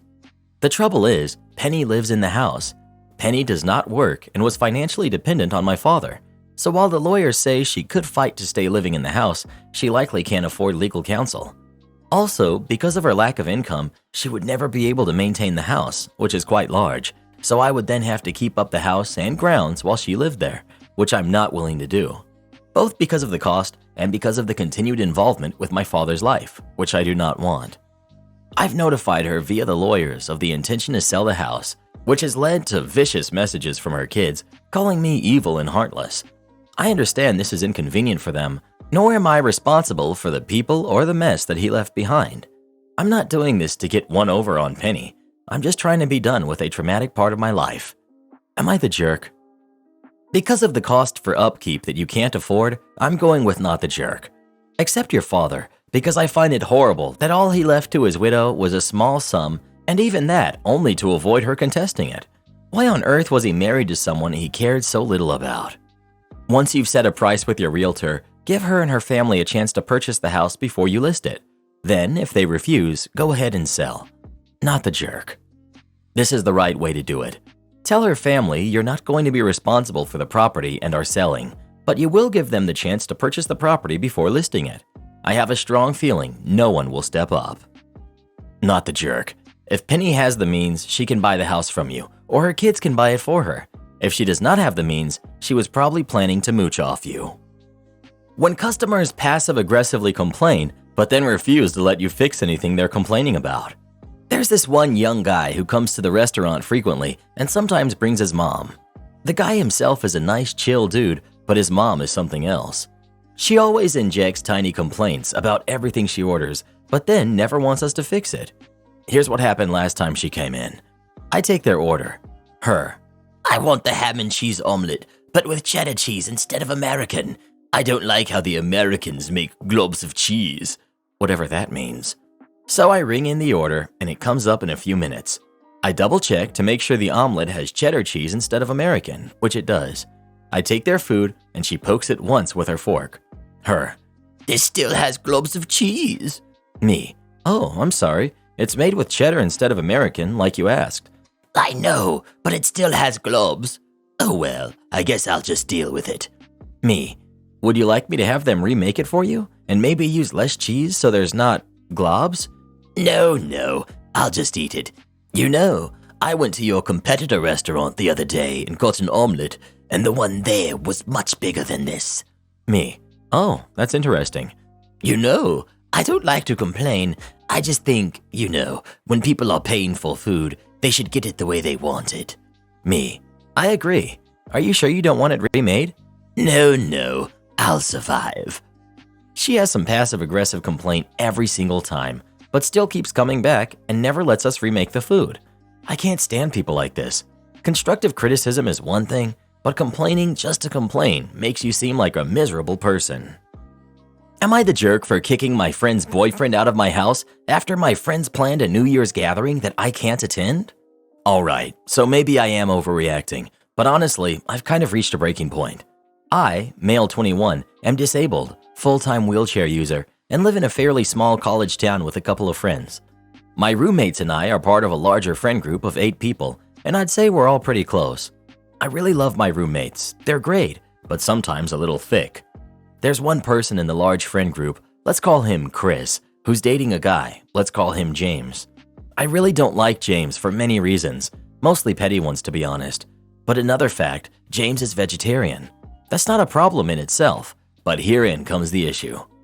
All of us planned on getting dinner on New Year's Eve. Smallish college town, there are 3 main restaurants to choose from that are open in the nearby area. One of them is a steakhouse, one of them is a Thai place, one of them is a sort of hippie plant-based place. James immediately suggests the plant-based one. I give a veto as it's completely inaccessible, and give the alternative of ordering takeout from there and bringing it back to my place. But we recently started fostering a cat, and one of our other friends is allergic to cats, so that's also a no-go. None of the other friends are able to host a gathering for various reasons, so I suggest we go to the Thai place. It's a nice spot and very accessible. But apparently, James and Chris went to the Thai place last week for their anniversary and don't want to go back. I then suggest the steakhouse, but of course that's loudly shut down because James is a vegetarian. Long story short, the group did a vote between the hippie place and the Thai place, not even including the steakhouse, and the plant-based place won. I admitted that I was slightly frustrated to my roommates, who said that they can bring food back after. I said that that wasn't the issue, but sure. So New Year's Eve comes and they get back from dinner, and James and Chris also stop by. At this point it's pretty late, and I'm a couple drinks in, and I flat out tell James that I think it's crappy that he suggested and then subsequently campaigned for a place that he knows I can't go to. He said that it's fair because I suggested the steakhouse knowing he's a vegetarian. I told him that it's different because he could have, at the very least, physically been present. He insisted that it's the same, and I asked him to leave the apartment because I was tired of dealing with his BS. So he left, and my roommates think I overreacted. Maybe I did. What do y'all think? Not the jerk. It isn't the same. They could put up with eating at the same restaurant twice in 7 days. You cannot change whether a restaurant is accessible. Also, are you telling me that there were 0 vegetarian options at the steakhouse? He could have either gone with those or gone back to the place he ate last week. Don't think that would have been too much to ask for someone who is in a wheelchair and literally can't access a place. Not the jerk. Him being vegetarian and you being physically unable to access the restaurant are completely different things. He could have had sides at the steakhouse, or they could have sucked it up and gotten Thai again, or even brought food from the plant-based place to the apartment like you suggested. You gave plenty of options, and they specifically chose the one that directly excluded you. Manager put a target on my back. Many moons ago, while still in school, I landed my first ever job working in retail at Target. Like most jobs in the retail sector, any person that has manager or IC in their job title always seems to act like they have the most important job in the world. I'd been working at the store for a little while, just doing general shelf packing, etc., and customer service before I was called in for the stock take. For those lucky enough not to know, a stock take is just counting every single thing in an entire store within one evening after closing.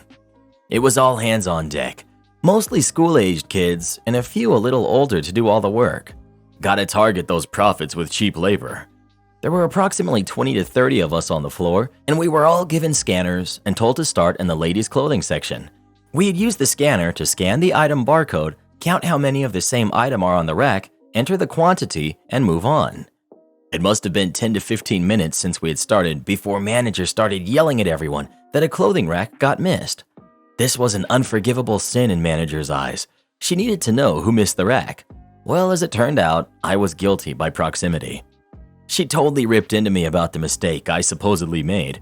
Meanwhile, I was just dumbfounded. I didn't know if it was my fault. Anyway, I didn't argue. The manager was quite fiery and proceeded to rip into me, telling me how incompetent I was. She deemed me so incompetent that she took away my assigned scanner. I was told I was not allowed to ever touch another scanner, and I had to go out the back into the stores area and help the person doing stock take there. I complied. My punishment. For the rest of the night, I had to hang out with this cute girl while hardly working. We were just chatting and joking around by ourselves. Never saw manager again that night. I was climbing around on the top of the storage shelves about 15 meters high in what seemed like Aladdin's cave of big stuffed toys. You could literally dive into the stuffed toys, there were so many. I was throwing them at her so she could scan them. She was tossing them back when she was done, like a pillow fight. It really was a terrible punishment. After all, I couldn't scan them. That would be too much responsibility for someone like me. Am I the jerk for kicking out a very vocal, child-free flatmate after my wife got pregnant? Basically, my wife and I, 29 male, 24 female, bought our own house a couple of years ago and got 2 flatmates in to help pay the mortgage. 2 bedrooms plus ensuite for us to use, 1 bedroom each plus shared bathroom for the 2 flatmates. One flatmate, Alex, pretty much keeps to herself. The other one, Caitlin, who's 32, is quite strongly opinionated and much more social. Caitlin is also child-free and occasionally very vocal about it, as in it's not constant, but when something child-related comes up, she will interject without fail. Anyway, wife and I were finally successful in conceiving and decided to tell both of our flatmates 3 months into the pregnancy. We chose 3 months as we didn't want to announce it to anyone too early in case anything happened, but also wanted to give flatmates plenty of time to find somewhere else if they, understandably, didn't want to live with a newborn. In the end, both said they wanted to stay flatting with us as the location is good and the house is a new build. Most houses in my country are cold and damp, turn-of-the-century wooden cottages. Anyway, almost immediately after this, Caitlin begins making snide remarks about our soon-to-be-born child. Things like she should get a discount on rent for putting up with a baby. She's not going to get any sleep with a baby in the house. We should have told them we were trying, etc. At first, my wife just brushed these off, though I did have a word with Caitlin that they're not appreciated. Since then, the snide remarks became more frequent and rude. Example, calling us selfish for bringing another child into the world, saying our social lives are going to be over, etc. After a couple months in this, I decided that I didn't want to put up with this kind of negativity in what will be a very stressful but also special time of my life. I consulted with my wife and with her support have decided to kick Caitlin out of our house. As a flatmate without a formal signed rental agreement, she actually has no tenancy rights in my country, though I still opted to give her a month to find a new place as a sign of good faith. Caitlin is throwing a fit, saying I'm being unfair, that since she pays rent, she should have a say in the direction of the household, and that we were selfish for having a kid without even telling our flatmates. Alex is on the fence though, has expressed that I'm being a bit unfair to Caitlin. Wife, as I said, fully supports me, though she's less annoyed by her behavior than myself, if I'm being honest. So yeah, am I the jerk? There are 2 types of child-free people. One just doesn't wish to have kids, but they accept that they're part of life and usually enjoy interacting with them. The second type can't stand kids and makes everyone around them miserable. Your flatmate is the latter. If she stayed, she would get even more obnoxious after the baby arrives. I mean, how dare she say that you should consult her about your family planning? Kick her out in good conscience, not the jerk. My sister dined and dashed at a restaurant. I refused to pay her bill and gave them her information. This happened last night. My sister and her boyfriend recently moved to a town next to mine. I was excited as we'll be able to see more of each other now. Nearby, there's a downtown center that has a lot of shopping, restaurants, galleries, etc. There's one upscale restaurant that both my husband and I love. A dinner for two will run you about $200 to $250, so it's not a place we frequently go to. My sister called me last week and invited us out to dinner with them at the restaurant last night. I reminded her it was an upscale place and to take a look at the menu beforehand because they are pricey and we can go somewhere else, tons of other great places. She said they still wanted to go. We hadn't been there in a while, so we accepted. Dinner was great. At the end of the meal, my sister excuses herself to the bathroom, and when she doesn't come back relatively soon, her boyfriend goes to find her. After a while, neither of them come back. We go to check for them, and they're gone. I call and text her, and she texts back that they've left, but thanks for dinner. It was just as amazing as you said it would be. I asked her what she meant, but no response. I texted again, asking if she really just stuck us with the bill, and no response. I then texted that I never agreed to pay for them, and that she had 30 minutes to come back to the restaurant, or I'll give the restaurant all her information, and they will likely involve the police. No response. At the 30-minute mark, I called and texted and got no response, so I stayed true to my word. I paid for mine and my husband's portion and gave all her information to the manager for their portion and then left. The next day, she called me back, upset that she's been getting calls from the restaurant asking her to come pay or they'll contact the police. I said I'm not surprised since she skipped out on her bill. She said she thought I was paying the tab since I've paid for our dinners in the past. I've paid for her plus me only dinners, where the total tab was $60 max. I said this was obviously different than the other times we met for dinner. This was all four of us and at an upscale restaurant. I was not paying the $450 tab and she had to cover her portion. I reminded her that she invited us out and chose the restaurant. I specifically asked if she wanted to go somewhere else, but she's the one who insisted on going to this restaurant. I never agreed to pay for everyone. She then said she thought I'd just pay, but when I asked the waiter for separate checks, she realized I wasn't and left for the bathroom planning to ditch. I said that since the restaurant hadn't contacted the police yet, all she had to do was go in and pay, and it would be settled. She didn't want to do that because it would be too embarrassing and asked me to cover it. I again said no and that she had to take care of it. Our family has gotten involved and I'm being pressured to just pay the bill. Am I the jerk if I don't and let the restaurant call the police? Clearly, I will not be paying for anything ever again. Edit. Only answering a few questions as I'm seeing that I'm not the jerk and it's only been less than an hour. This event really made me feel like a piggy bank and not a sister, which is the most upsetting. We are all early to mid-30s. She's never really been this terrible, but she has almost always found a way to bring my salary into conversations. For example, the first time I met her boyfriend, we were talking about cars as he just bought a brand new car. I said I'd like to get into a new car, but that I can't afford it right now. True, I'm a saver and not a spender. And her response was, "You make this much. You can definitely afford that car." This event really made me feel like a piggy bank and not a sister, which is the most upsetting. Not the jerk. Your sister and her boyfriend's behavior was so gross. It is commonly understood that the assumption is that the bill will be split unless previously agreed that one person is paying. Tell your family to pay her bill if they are so concerned. Not the jerk. Why doesn't the family that's pressuring you pay for the bill? Not the jerk. She admitted that when you asked for 2 checks, she decided to ditch you. She has to pay for her own meals. If she invited you to dinner and chose the restaurant, she should have known that you obviously weren't going to pay for her. She sounds really childish, and the family has no business to pressure you into paying her bill. Well, what would you have done in this situation? Would you have given the restaurant your sister's information, or would you have just paid for her? Please let us know. I would have given them all of her info. She thinks she can use you, OP. Prove her wrong. Professor fails me because my group went ghost during group project. So I was in a speech class. It was my last semester, completely online due to lockdown. Our professor assigned us a group speech that we were to record and send to him by the due date. I thought it would be easy enough as he gave us 2 weeks to work on it and group speeches weren't anything new to me. He even made separate discussion boards for our groups that we could use to communicate. This project was worth 30% of our grades, so failing this project meant you would pretty much fail the course. I wanted to get it done early so we wouldn't have to worry about it, so I immediately post a message to everyone in the group asking when they were free to do a Zoom meeting to discuss the project.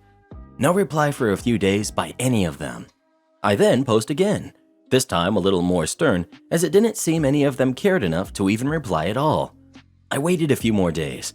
At this point, we only had a week left before it was due, so I just divided up the work and posted what everyone would need to write their portion of the speech about and gave them a date/time that I would be holding a Zoom meeting for the final recording to send to the professor.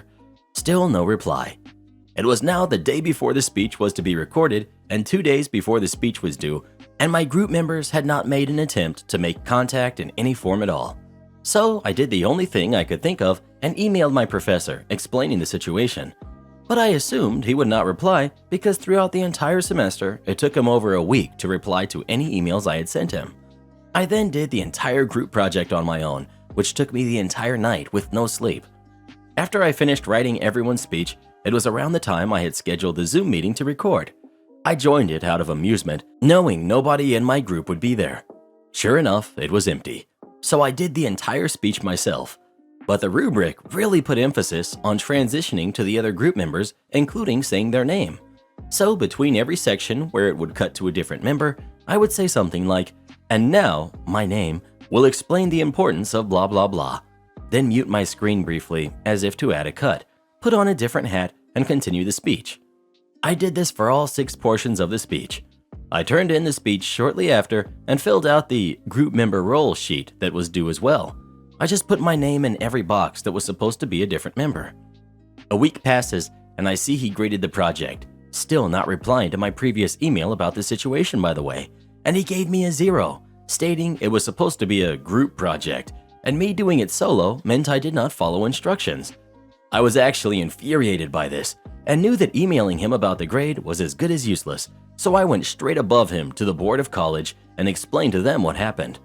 They apologized and said the situation would be resolved, and within a few hours of me talking to the board, he had replied to my email 3 times stating that he was very sorry for the miscommunication about the project and that my grade would be corrected, scolded me for going above him, saying I should have just emailed him again if I couldn't get in contact with my classmates, and putting the blame on me for not trying harder to reach out to them. The next semester, I saw that he was no longer with the school. Oh, I'm so glad to hear that. Horrible professors are many in number and should all be sacked. My guess is that it was a habit of his to not reply to emails and he got fired for it.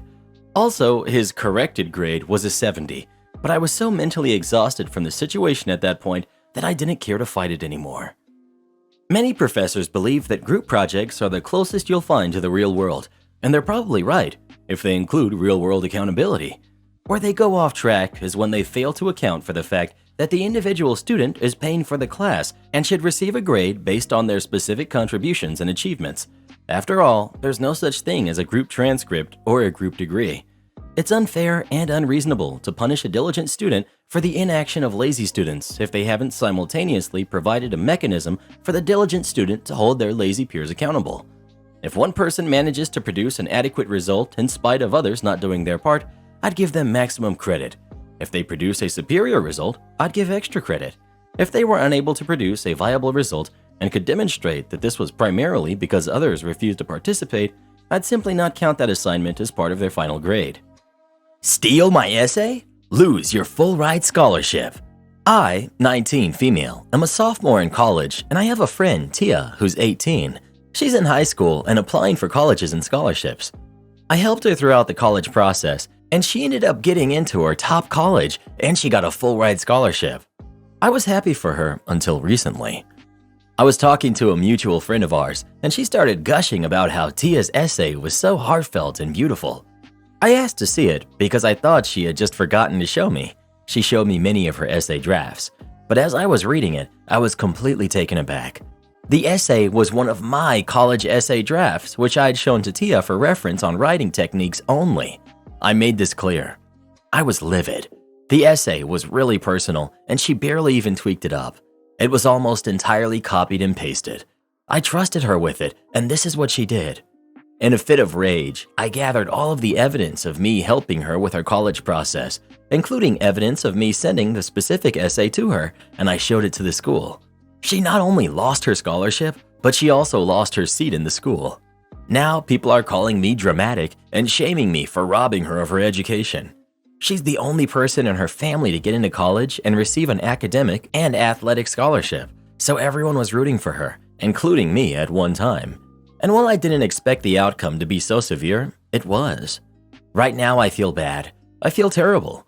I feel like she took advantage of me, but I didn't want to be the cause of something so horrible. I did myself a justice, but at the cost of someone's dreams. Now I'm wondering if what I did was justified or not. Am I the jerk? I'm probably going to get downvoted, but not the jerk. If she's plagiarizing just to get in, she's definitely not going to survive her first semester in college. Most colleges have a no-nonsense policy with stealing other people's work. I've seen a lot of my peers who just forgot to cite their source properly for their quotes, and they got in trouble with the school for it. So yeah, not the jerk. Agreed. If Tia couldn't honestly get into her dream school on her merit alone, she wouldn't survive it without extensive nepotism and/or wealth, which I'm assuming she doesn't have. Frankly, getting in is the hardest part in my opinion. Yikes. This may not end up being popular, but not the jerk.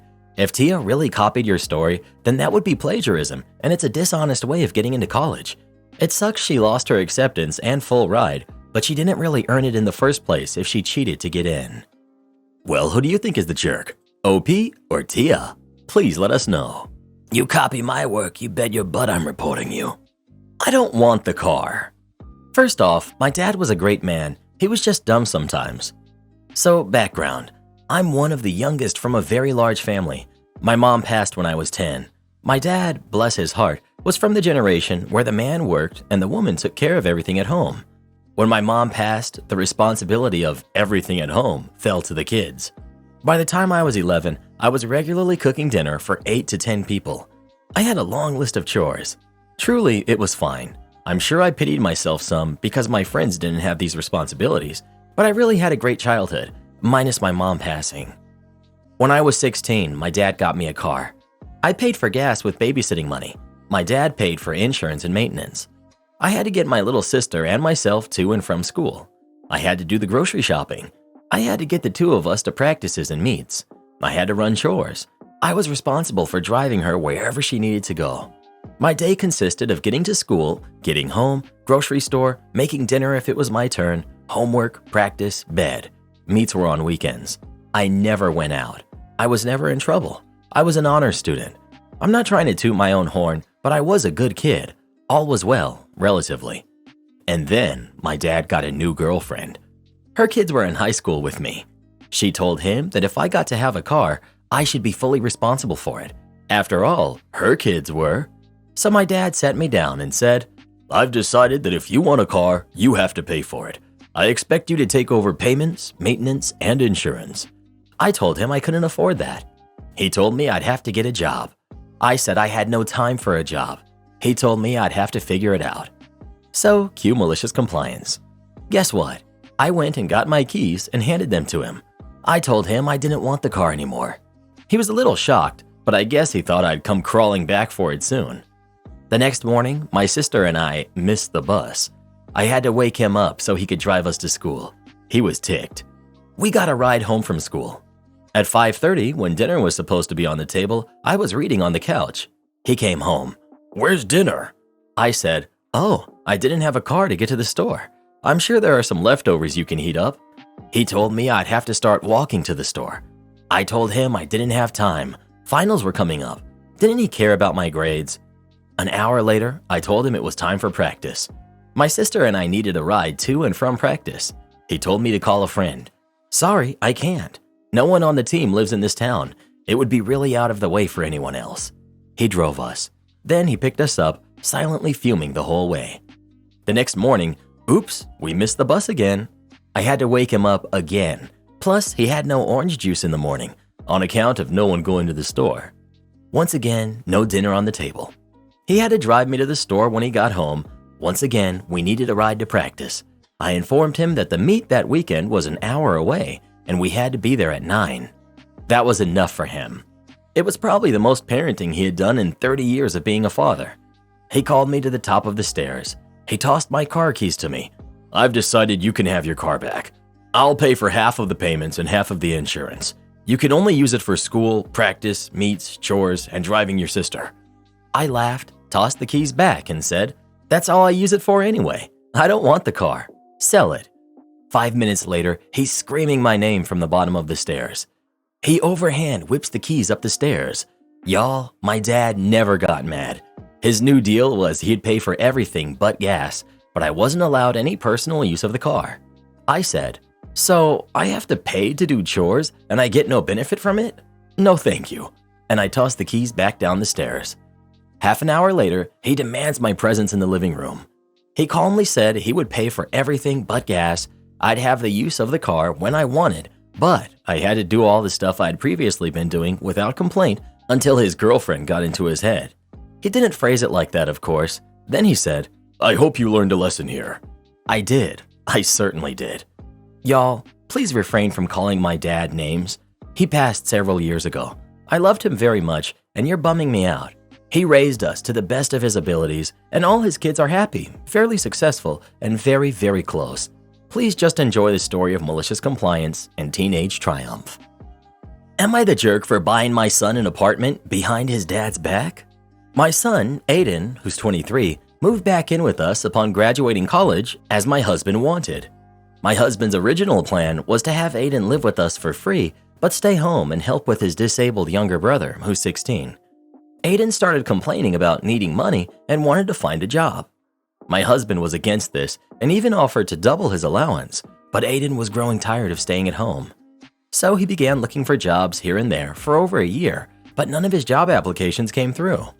He'd just apply and they never got back to him. We were confused by this until recently. I found out my husband was behind all of the job applications being canceled. He'd wait until Aiden applies, then he'd proceed to cancel the application by impersonating him and using his email. I blew up at him for this, but his justification is that he's just trying to make sure that our younger son is cared for by Aiden, and said that Aiden has been a big help and him getting a job will affect his care for his brother. I went ahead and rented an apartment for Aiden and told him to stay there until he finds a job and starts paying for it himself. Aiden was hurt upon knowing what his dad did. My husband was livid when he found out. He called me unhinged and said that I was separating the boys and teaching Aiden to become selfish and care more about a job than his family. He also said it was a huge decision for me to rent an apartment without even running it by him. He's been giving me crap about it and is calling me a terrible mother for encouraging Aiden to be selfish and self-centered. He said I needed to see and understand why he did what he did. Edit, a few things to mention. 1. My husband says that since he and I have health issues, then we could use Aiden's help. 2. When I suggested outside help, my husband refused, saying he won't ask anything from anybody and that his son is his problem and nobody else's. 3. I used money from our joint account to pay for the rental apartment. My husband said it was wrong and that it was a major waste of money since we deal with medical bills consistently. Not the jerk. A 23-year-old cannot exist on allowance, and he's not a de facto caretaker. Your husband seems unhinged. You did the right thing for your son. Not the jerk. But what the heck? Your husband is deranged and you should leave him. Your older son has a degree, wants to work and be independent, and your husband is gaslighting him to try to keep him around to support his younger disabled brother? The emotional manipulation is strong with him, and I'd be concerned about what he's capable of. Not the jerk. Hopefully Aiden has changed his password and maybe even set up a second secret email for job applications in case Daddy Dearest manages to access the old one in some way. Just keep the cat. A little over 6 years ago, my husband was at the grocery store, and right outside the door, he found this skin and bones dirty fluff ball. He had a paw that seemed to have been crushed at some point. Well, he brought him home. We got him cleaned up and fed him. He was just a kitten, but devoured 2 full cans of cat food, clearly very hungry. Well, we did the right thing. We took a picture of him and posted him on Facebook, asking if he belonged to anyone, and said we were happy to keep him if he didn't have a home. Someone claimed him, so we returned him. The next day, another person found him. She also posted, Same person claimed him. New person asked if she could pick him up because her husband was out with the car. She said she couldn't and told the rescuer to just put him outside and he'll find his way home. The rescuer lived about 2 miles away from her. It was freezing outside, snow on the ground. Rescuer said she wasn't comfortable with that.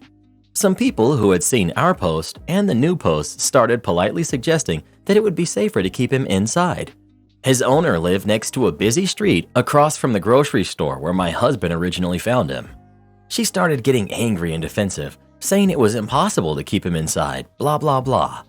His crushed paw was brought up and she said he was just fine.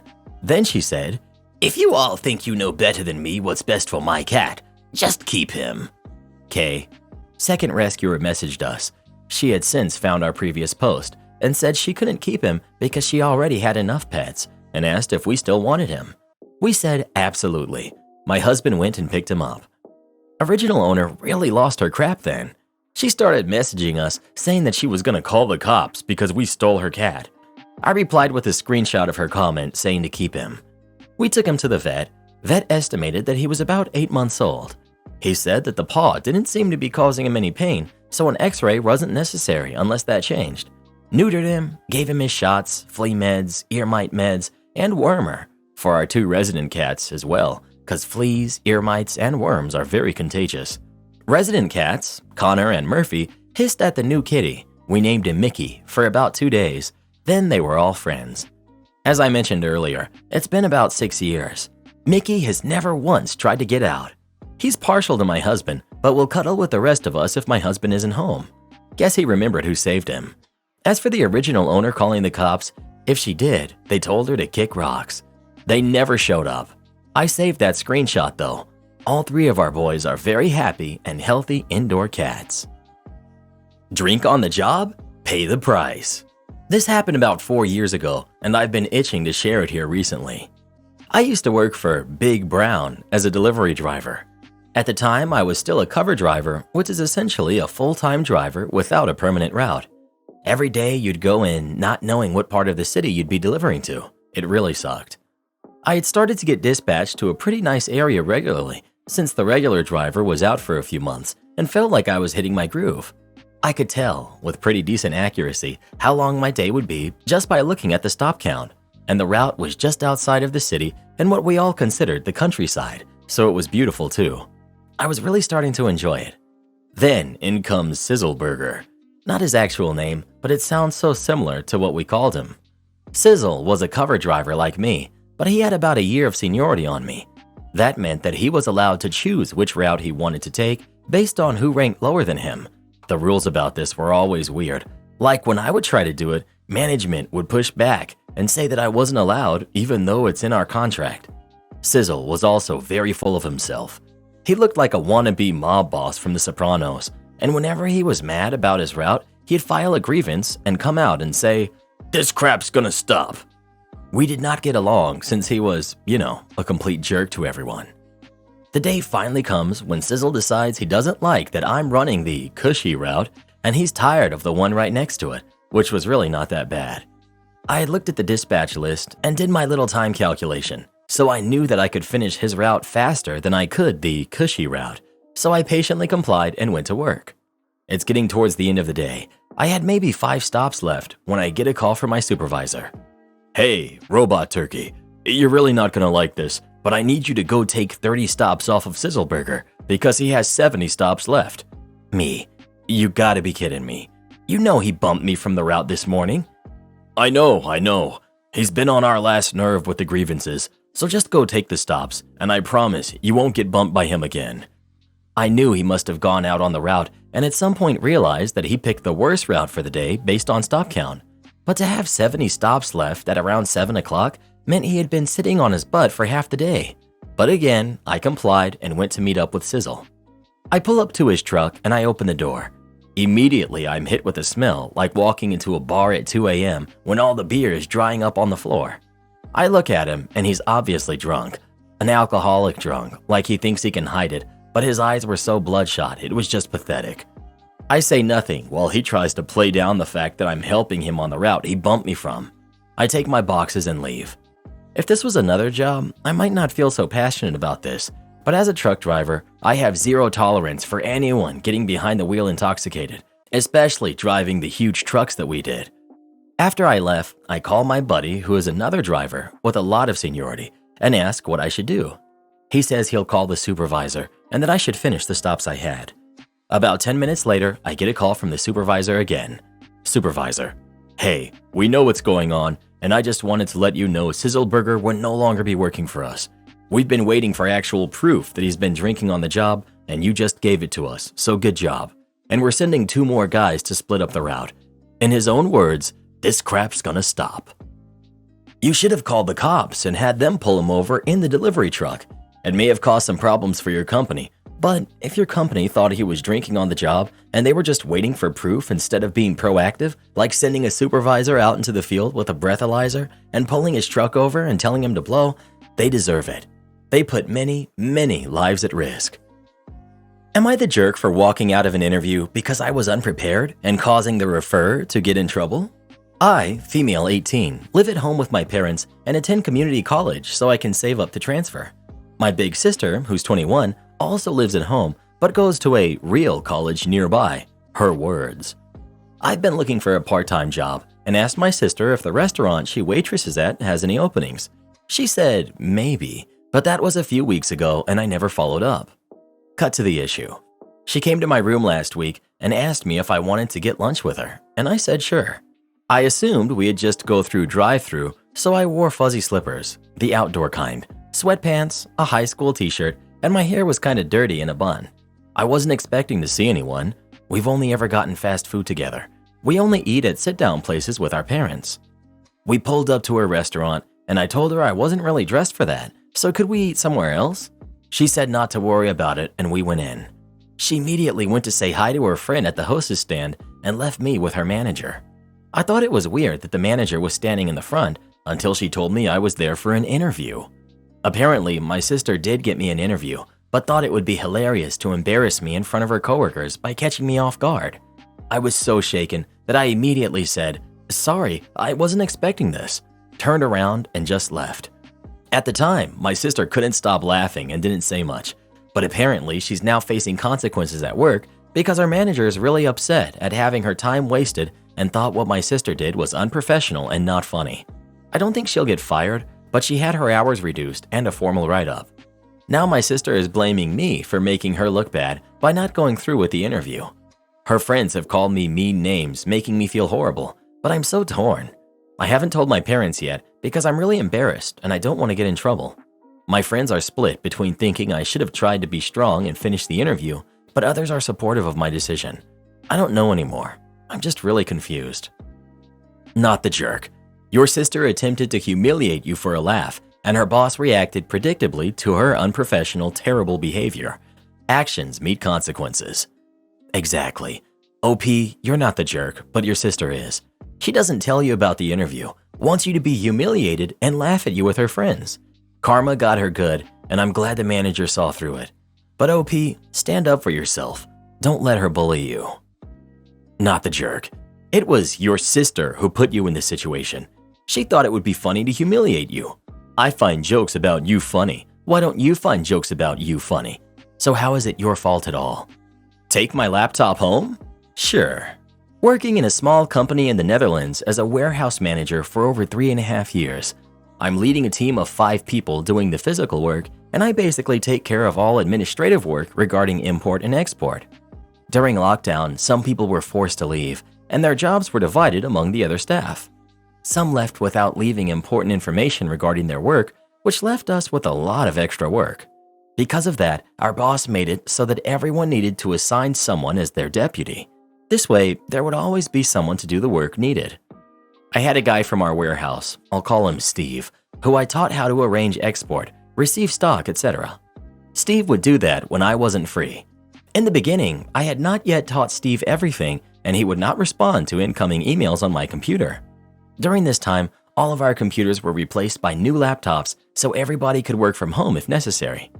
One day, I had taken a day off, and an email came in from sales who were working at home with an urgent order to be taken care of. A customer needed a piece of equipment for a machine of theirs, and it had to be sent the same day to be delivered the next. Machine stopped working, costing the customer a lot of money. Transport had to go through customs, and that was something Steve hadn't learned yet and didn't respond. The next day, my boss was angry at me that I didn't respond. When I told him that it was my day off and Steve didn't understand everything yet, he replied that I had to take the laptop home when I took a day off in case of emergencies. That's what the laptops are for. I told him that Steve could not do his job without it. He said that it's my job and not Steve's. Okay then. Fast forward a few weeks and I take another day off. As told, I took the laptop home. I told Steve that I would do that and to tell everybody who wanted something that he wasn't able to help and to send a mail to me. On this laptop are logins for websites to arrange transport, templates, SOPs, etc. I planned to go to the beach with friends and left the laptop in the car. My phone was exploding with calls in the morning because Steve did not have a computer. Other people didn't know where to find information needed to arrange transportation and more. I never responded to the calls because a day off is a day off. When I got back in the next day, my boss was furious. When I told him that I did exactly what he told me to, he immediately told me to leave the laptop at work the next time and to share important information with others in case something happens with it. Am I the jerk for calling my mother-in-law delusional? My sister has 2 sons who are 7 and 8.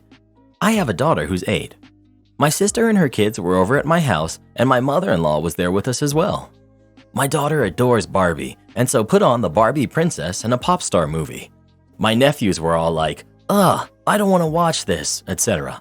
But my daughter made them watch it anyway. Because they're kids, they stopped complaining and seemed to be pretty interested in the movie. When it ended, my daughter decided that they now have to play pretend based on the film. The boys started fighting about being the only main good guy, so my daughter decided that one would be the princess and the other the pop star. It then turned into a game of dress-up. She put a tiara on one of them and a star hair clip on the other. She even put some makeup on them. The boys kept being silly while my daughter looked very proud of her work. Me and my sister could not stop laughing. It was such a cute moment with our kids and they were all very happy. My mother-in-law wasn't feeling it. She had this upset look the whole time, and when the kids left to play in the garden, she came up to me and said that she felt a bit uncomfortable with how the kids were playing. My sister went, "How?" My mother-in-law replied, "Well, her daughter seems to be very aggressive and controlling over your boys." I asked how exactly my daughter was being aggressive and controlling, and she said that my daughter forced the boys to watch a Barbie movie, then forced them to be girl characters, then put makeup and girl accessories on them. I asked her how that was any different to my nephews making my daughter play superheroes or forcing her to watch Superman when she isn't a fan. My mother-in-law said that was different because there are girl superheroes, but no boy Barbies. I basically just went, "You're not making any sense, and I'm not listening to this anymore." My mother-in-law kept trying to explain herself though, but I walked away. She then tried telling my sister, but I told her to follow me. My mother-in-law then accused me of being mean and disrespectful and said that I'm raising her granddaughter and she has a right to be concerned about her behavior. I told her that there is nothing to be concerned about and said you're being delusional. She left after, saying that she's very upset with me and my daughter. My sister-in-law called later and said that I owe her mother a massive apology. My husband said that he'll deal with it, but my sister feels a little bad and asked if maybe we should apologize. I don't know. Am I the jerk? Not the jerk. Tale as old as time. If a boy does it, it's fine. If a girl does it, it's bossy. Ugh, does she not realize we're in 2023 now? Not the jerk. She hasn't heard of Ken? He's literally the male Barbie. Not the jerk. The boys were having a good time and they all share in each other's interests. I'm not sure why your mother-in-law is upset that your daughter can take charge from time to time. You're the jerk. Where's the dad in all of this? My brother and his wife let their sons do this kind of crap when they were growing up. Unfortunately, one is no longer with us, and the other 2 are on all kinds of meds, in and out of rehab, and have never held down a job. I never let my sons do any of this stuff, and I taught them how to become men. They're both millionaires now, with beautiful families of their own. I know you youngsters despise tradition, which is a sad thing, but lack of tradition is why so many of y'all are sick in the head now. My heart goes out to those kids, and I hope that they can become something great despite their lack of parenting and guidance. I know a Costco cake when I see one. I was just reminded of a story from a job a few years back. I had just gotten a new job at a cafe and bar known for their chocolates, in particular their hot chocolate and a vegan chocolate cake that got rave reviews on Yelp. One of my first shifts, I was alone in the cafe. A little ding comes through the iPad for a DoorDash order. I wasn't trained on any of this, but the order is fairly simple, so I figure it out. An almond milk hot chocolate and a slice of the famous vegan chocolate cake. I go for the to-go container and open the display fridge to a very familiar sight. Sitting on the distinctive oversized black plastic cake tray, sans clear cover with ingredients listed, is just Costco's old chocolate cake. The same chocolate cake my brother had for his birthday every year. It was a big, multi-layered cake with a particularly wavy frosting pattern and milk chocolate shavings all around the sides. I was raised on Costco food, so I would know it from anywhere. This cake was really good, but it was the furthest thing from being vegan. I couldn't, in good conscience, send that cake to a vegan customer, so I packed 2 vegan chocolate cupcakes delivered from a verifiable local vegan baker instead and just hoped that they wouldn't leave too bad of a review. The next day I went to my boss and let her know that the Costco recipe wasn't vegan. I was so young. She insisted the cake was not from Costco. I asked her where she got it from and if she was sure that it was vegan. She said it was none of my business.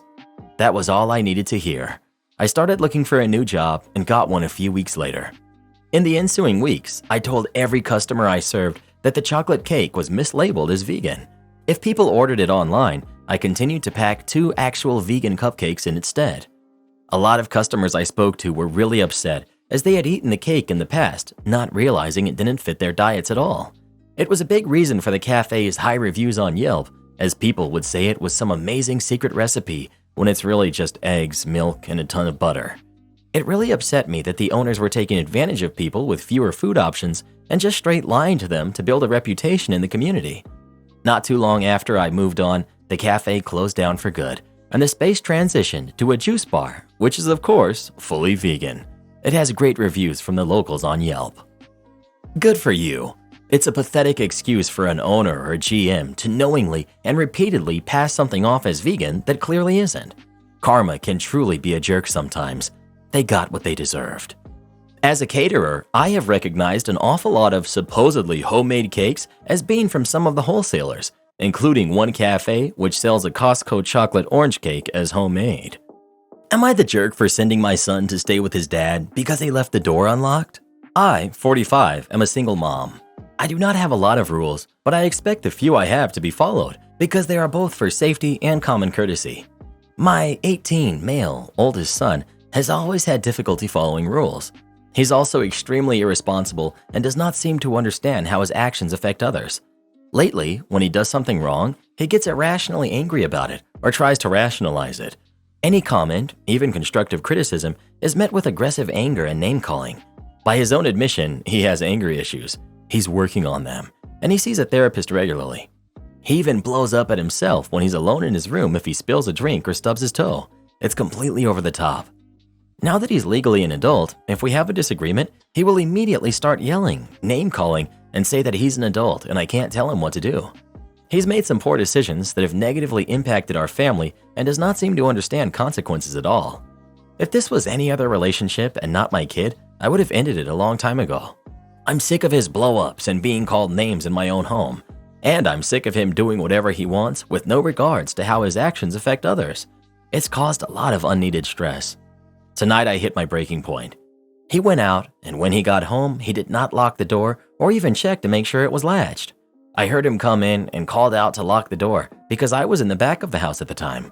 He ignored me. The door was left wide open and one of our cats got out and is now missing. This is not the first time that he's failed to close or lock a door. I have woken up twice in the last year to discover my front door wide open in the middle of the night. Luckily, both those times our pets were secured in other rooms and did not get out, and thankfully no one came in. Due to his anger issues and the fact that he can't be trusted to do basic but important things like close a door, I no longer feel safe with him here. I called his father tonight in tears, and he immediately came over and helped look for our cat. He spent hours combing the neighborhood with me and agrees that our son's behavior is not okay. Our son did help look for the cat, but he doesn't understand why I'm so upset over a mistake. I told him a mistake that keeps happening is a choice and that he has no regard for our safety or how his actions affect others. For the safety of me, my other kids, and our pets, I asked his father to take him to stay at his house for now. Our son is mad at me for doing it, but I need a break from him. I'm heartbroken our cat is still missing and worried about how my other kids will react when we tell them, and I'm so angry that it all could have been prevented. So, am I the jerk? Edit. To those of you who have reached out with concern for my son and the cat, thank you all for the advice. Info. I was diagnosed as an adult with ADHD. It is suspected, I had suspicions during lockdown shutdown and online learning, that he has it as well. He has not been formally diagnosed due to personal interests and possible careers due to the stigma associated with it, meaning he would be unable to pursue a career in either of his chosen fields with an ADHD diagnosis. His doctor and therapist are both aware, and he's been working through it in therapy, coping skills, anger management triggers, etc. I thought we were doing the right thing to protect his future, but now I'm afraid it isn't the best decision. I will reach out to the therapist for advice. Not the jerk. He's endangering you and your safety and possessions. His continued inability or unwillingness to take responsibility is very childish. He says he's an adult now? Fine, then take responsibility for your actions. I suggest you change the locks. My mother-in-law demands I eat food that I'm allergic to. I, 28 female, have been married to my husband, 31 male, for 5 years. As his parents and siblings live in a different city, which is quite a drive away, over 4 hours, we tend to stay for a few days when we go and visit them. Even though he has a fairly large family and a spacious house, for some reason, they only have one bathroom with 6+ people living in the house permanently, so there can be quite a queue at times. I promise this will be important later. Now, I have a few allergies. I'm allergic to pretty much any type of meat except domestic birds, chicken, turkey, and duck. I'm fine with seafood. I'm also somewhat lactose intolerant. While my allergies are not deadly, they will result in a trip to the hospital as they affect me pretty badly, and lactose intolerant just causes really upset stomach. Due to this, me and my husband follow a rule where I have dishes containing dairy if I will be at home the next day. If we're going somewhere, I normally adapt to vegetarian or vegan diet to avoid any issues. I'm also fine cooking the meats for my husband and just super careful about cross-contamination, so we have separate pans for different meats. As we were going to stay for a few days at my in-laws' house, I made sure we did some shopping so I could bring some food with me, which I know I can eat as the shops are closed on Christmas. Plant-based milk, juices, cooked turkey breast, some veggies, and some snacks. During Christmas Day, I was busy with my sister-in-law until dinner, so by the time dinner came, I got quite hungry. At the dinner table, I could see turkey, but because it was wrapped in bacon, I couldn't eat it, as it would trigger my allergic reaction. I wasn't blaming my mother-in-law, since it was only the second Christmas we were celebrating with them, and just decided to have the turkey that I made alongside with some veggies to only discover that it was eaten. Apparently, my husband got really hungry and made sandwiches with it. I wasn't angry, so ended up just eating other veggies at the table, like carrots, peas, parsnips, etc., since roasted potatoes were made with animal fat and mash had milk and butter in it. However, my mother-in-law was feeling weird and kept trying to make me try her turkey as she removed the bacon, so I had to explain to her multiple times that it is contaminated and not safe for me to eat. After Christmas and after we left my in-laws, my husband let me know that they were not impressed with how picky I was and how I have insulted my mother-in-law's cooking by behaving like an entitled jerk. I don't think I did anything wrong here. Not the jerk. Your husband ate the food you specifically brought for yourself because of your allergy and then told you he wasn't impressed by the way you behaved? Seriously? You say you weren't angry about it. I'll be angry for you then, because I think that's absolute BS. This sounds like an allergy test. That's when family members don't think you are actually allergic and give you a choice in eating the allergen or starving. The next step is sneaking invisible allergens in your food and not telling you. And it sounds like your husband may have been in on it. I read this and I was like, yeah, I'd not stay married to this guy for long. Who eats the food their spouse specifically cooked for herself so she wouldn't need a trip to the hospital? Leaving her to eat only veggies and then criticizing her for it? OP, you're far too nice. These people, including your husband, are stomping all over your carefully planned allergy management. Then when you change your eating to avoid pain and embarrassment again, they figure, well, she didn't lash out at us, so what we did was obviously okay. No, get angry. This is on them and only on them. Not the jerk. Really hope you divorce this psycho. Why do so many women stay with complete idiots who do this kind of stuff? I've divorced all 5 of my previous husbands because they turned out to be complete idiots, and the only way I'll ever marry again is if he's rich. It's no wonder so many women are deciding to stop getting married altogether. Most men these days have all gone completely mental. You can say that again. Just look at Reddit boy. Completely mental. Of course I am. Why else would I have married you? What? Well, who do you think is the jerk? OP or her in-laws? Please let us know. I'd have gone ham on those mashed potatoes and blown up that bathroom the next day. Mess around and find out, in-laws. Am I the jerk for stopping the mother of my child from moving? When I, male 24, was in uni, I went on a few dates with Amy, who was 22, and we hooked up a couple of times. It didn't work out, but we parted on friendly enough terms. A few months later, I hear through a mutual friend that she's pregnant, and I call her to ask if the baby is mine. She ignored my calls, so I went around her house. We both did uni in our home city, and her mom told me that she wasn't interested in seeing me and it wasn't my business. So I left and didn't come around again. I thought the baby was probably mine, though couldn't be sure obviously. So I went to a solicitor in town and asked what I could do, and they told me I had to wait until the baby was born. Fast forward a few months, and I hear she had the baby, so I go back to the solicitor, and they go to court for me to find out if I'm the father, get parental rights and responsibilities and contact with the baby. I wanted some residence too, like 2 nights a week or something, but the solicitor told me I probably wouldn't get that at the time, and that seemed fair enough to me. Amy never contested anything I asked for in court, so I got it all, and I started going around her house with my mom to see the baby. He's such a cool wee guy. His mom named him without asking me before I got my PRRs, which I'm a bit upset about, but nothing I can do about it. Amy's been mostly okay with me, but her mom is always really cold and a bit difficult. A couple of weeks ago, Amy told me that she was moving to take a new job and taking the baby with her.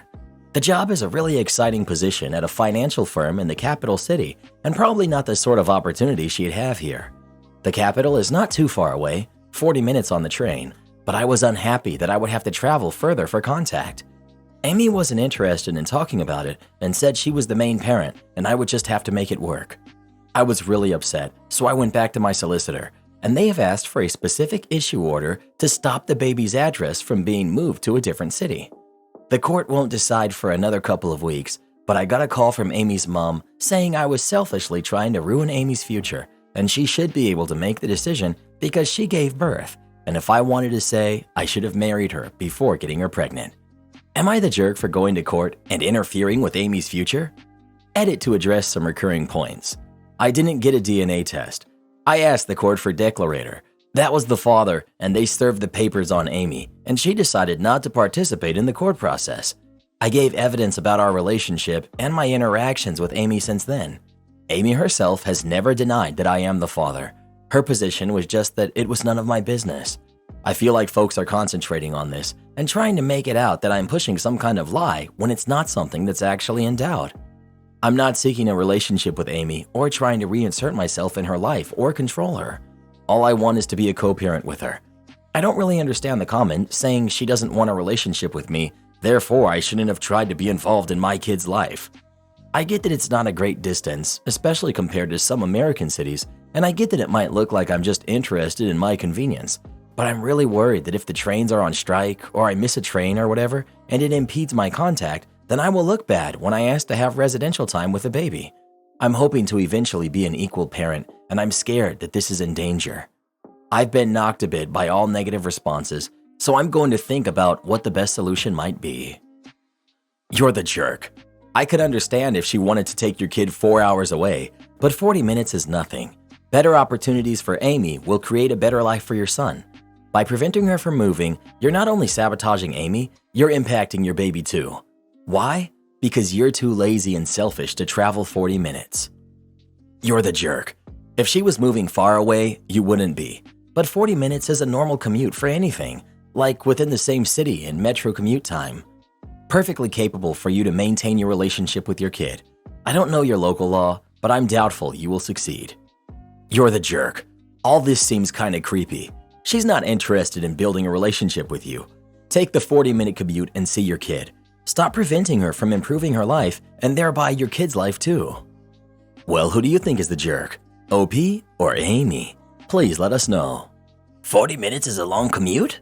That's about how long it takes us to get to Walmart. I can't prop the door open? Alrighty then. Been sitting on this story for a few months now. I work for a small moving company in my city. We move furniture and decor to many different places throughout the city. We got a call about moving a large load of bookshelves to a rather large industrial building. We loaded up two 18-foot box trucks full of shelves and were ready to move. When we arrived at the building, we pulled around to the loading dock and began offloading the shelves. As we were bringing stuff off the truck, I went to building security to open the door. There had been some recent crime in our area and everyone was locking all of the doors. They handed me a doorstop and told me I could prop the door open since we have a large load. So I propped open the door and we got going. We no more had the first pallet off the truck when the building's maintenance manager came running towards us. He screamed at us, "What are you doing? You can't have that door propped open." Now this man looked like he was somewhere between the ages of 76 and 105. He was as red as I'd ever seen anyone. I calmly told him that security gave me a doorstop and told me since we have such a large load, we could keep the door propped open. Of course, he wasn't having it. "I don't care what security told you. You can't have this door propped open." At this point, my Native American temper got the better of me. I replied, "Yes, sir." I walked over to the door and picked up the doorstop. I walked back to security and explained the situation. They rolled their eyes and explained that this grouchy old fossil is always causing problems all over the building. They told me I could still prop open the door, but now I was mad and was feeling petty.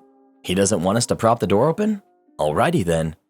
There was a buzzer outside of the door, so I buzzed security asking them if they could open the door. Well, guess whose office was right by said door, and thus guess who security called to open the door and let us in? That's right, Fossil Man that was 2 days older than dirt. He opened the door and let us in. We made our delivery and came back to grab another pallet. I again buzzed security and they again asked Fossil Man to let us in. This happened twice more before he stopped me and said, "You know, if you wanted to keep that door open, you can, since you have such a big load." I replied with the biggest smile on my face, "Oh no, sir. This door cannot be propped open. I wouldn't want to upset anyone by doing that." He looked at me with a look on his face that was somewhere between crazy and the realization that he had made a huge mistake. 18 pallets later, we had the load delivered, and every single time, guess who had to let us in? It took us a little over 2 hours to get everything finished. The last pallet we delivered, I poked my head into Fossil Man's office and said, "Thank you so much for all your help."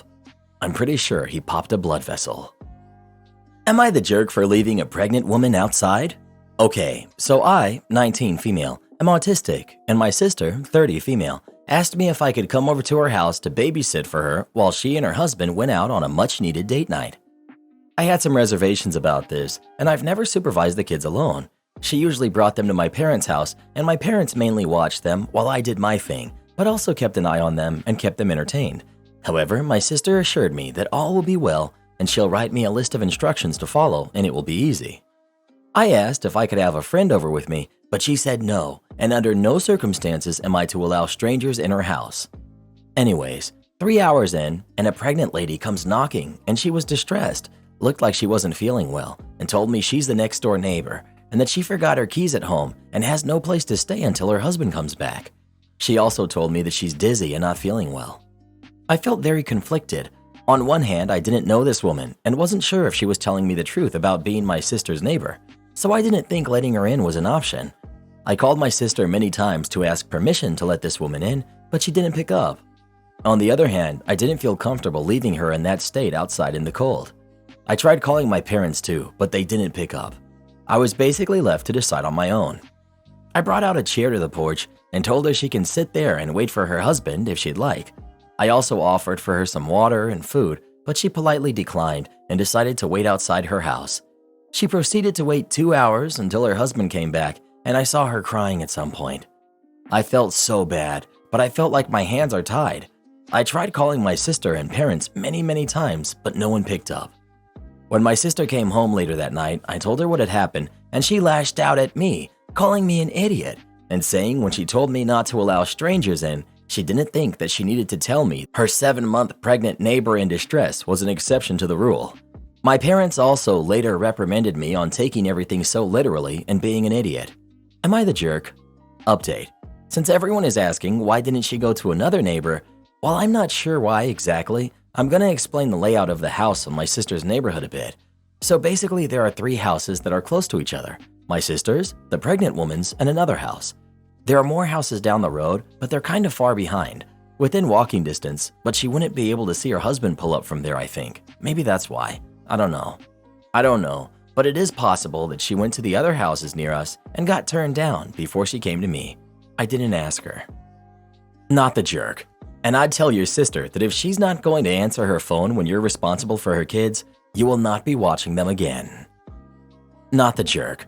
Unless it was freezing cold or super hot, giving her a chair and offering water so she can wait outside is all you needed to do for the neighbor. Your sister absolutely should have answered her phone though, while you were watching her kids. That's not okay. I would not watch them again. Okay, first of all, who doesn't answer the calls from the person watching their kids? That's disturbing. Yikes. You're not an idiot for following rules given to you about someone else's home. That's insane. Never babysit for your sister again. Not the jerk. Well, who do you think is the jerk? OP or her sister? Please let us know.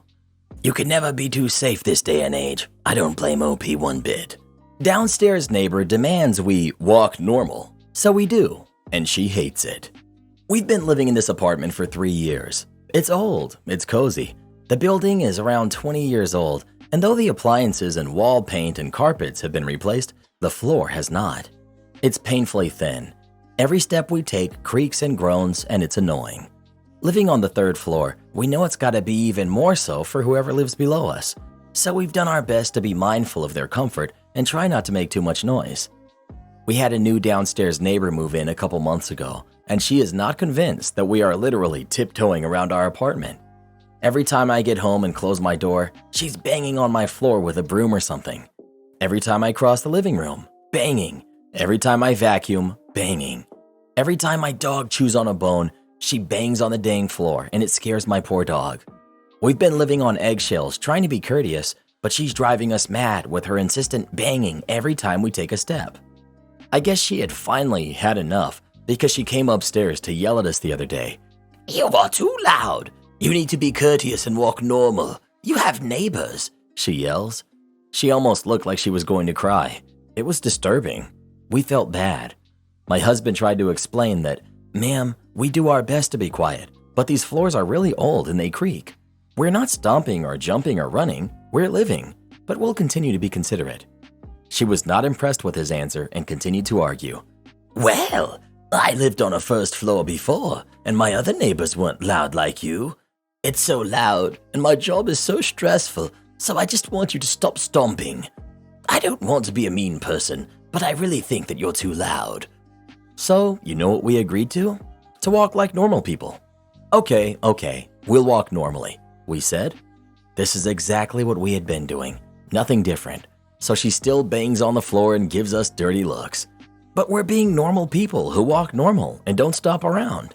Our dog is a normal dog who chews on bones and walks from his bed to his food bowl and gets excited when it's time for walkies. We are so normal. We'll be moving in the next month, so it's no skin off my back. Hope the next tenant doesn't have kids. Or maybe I do.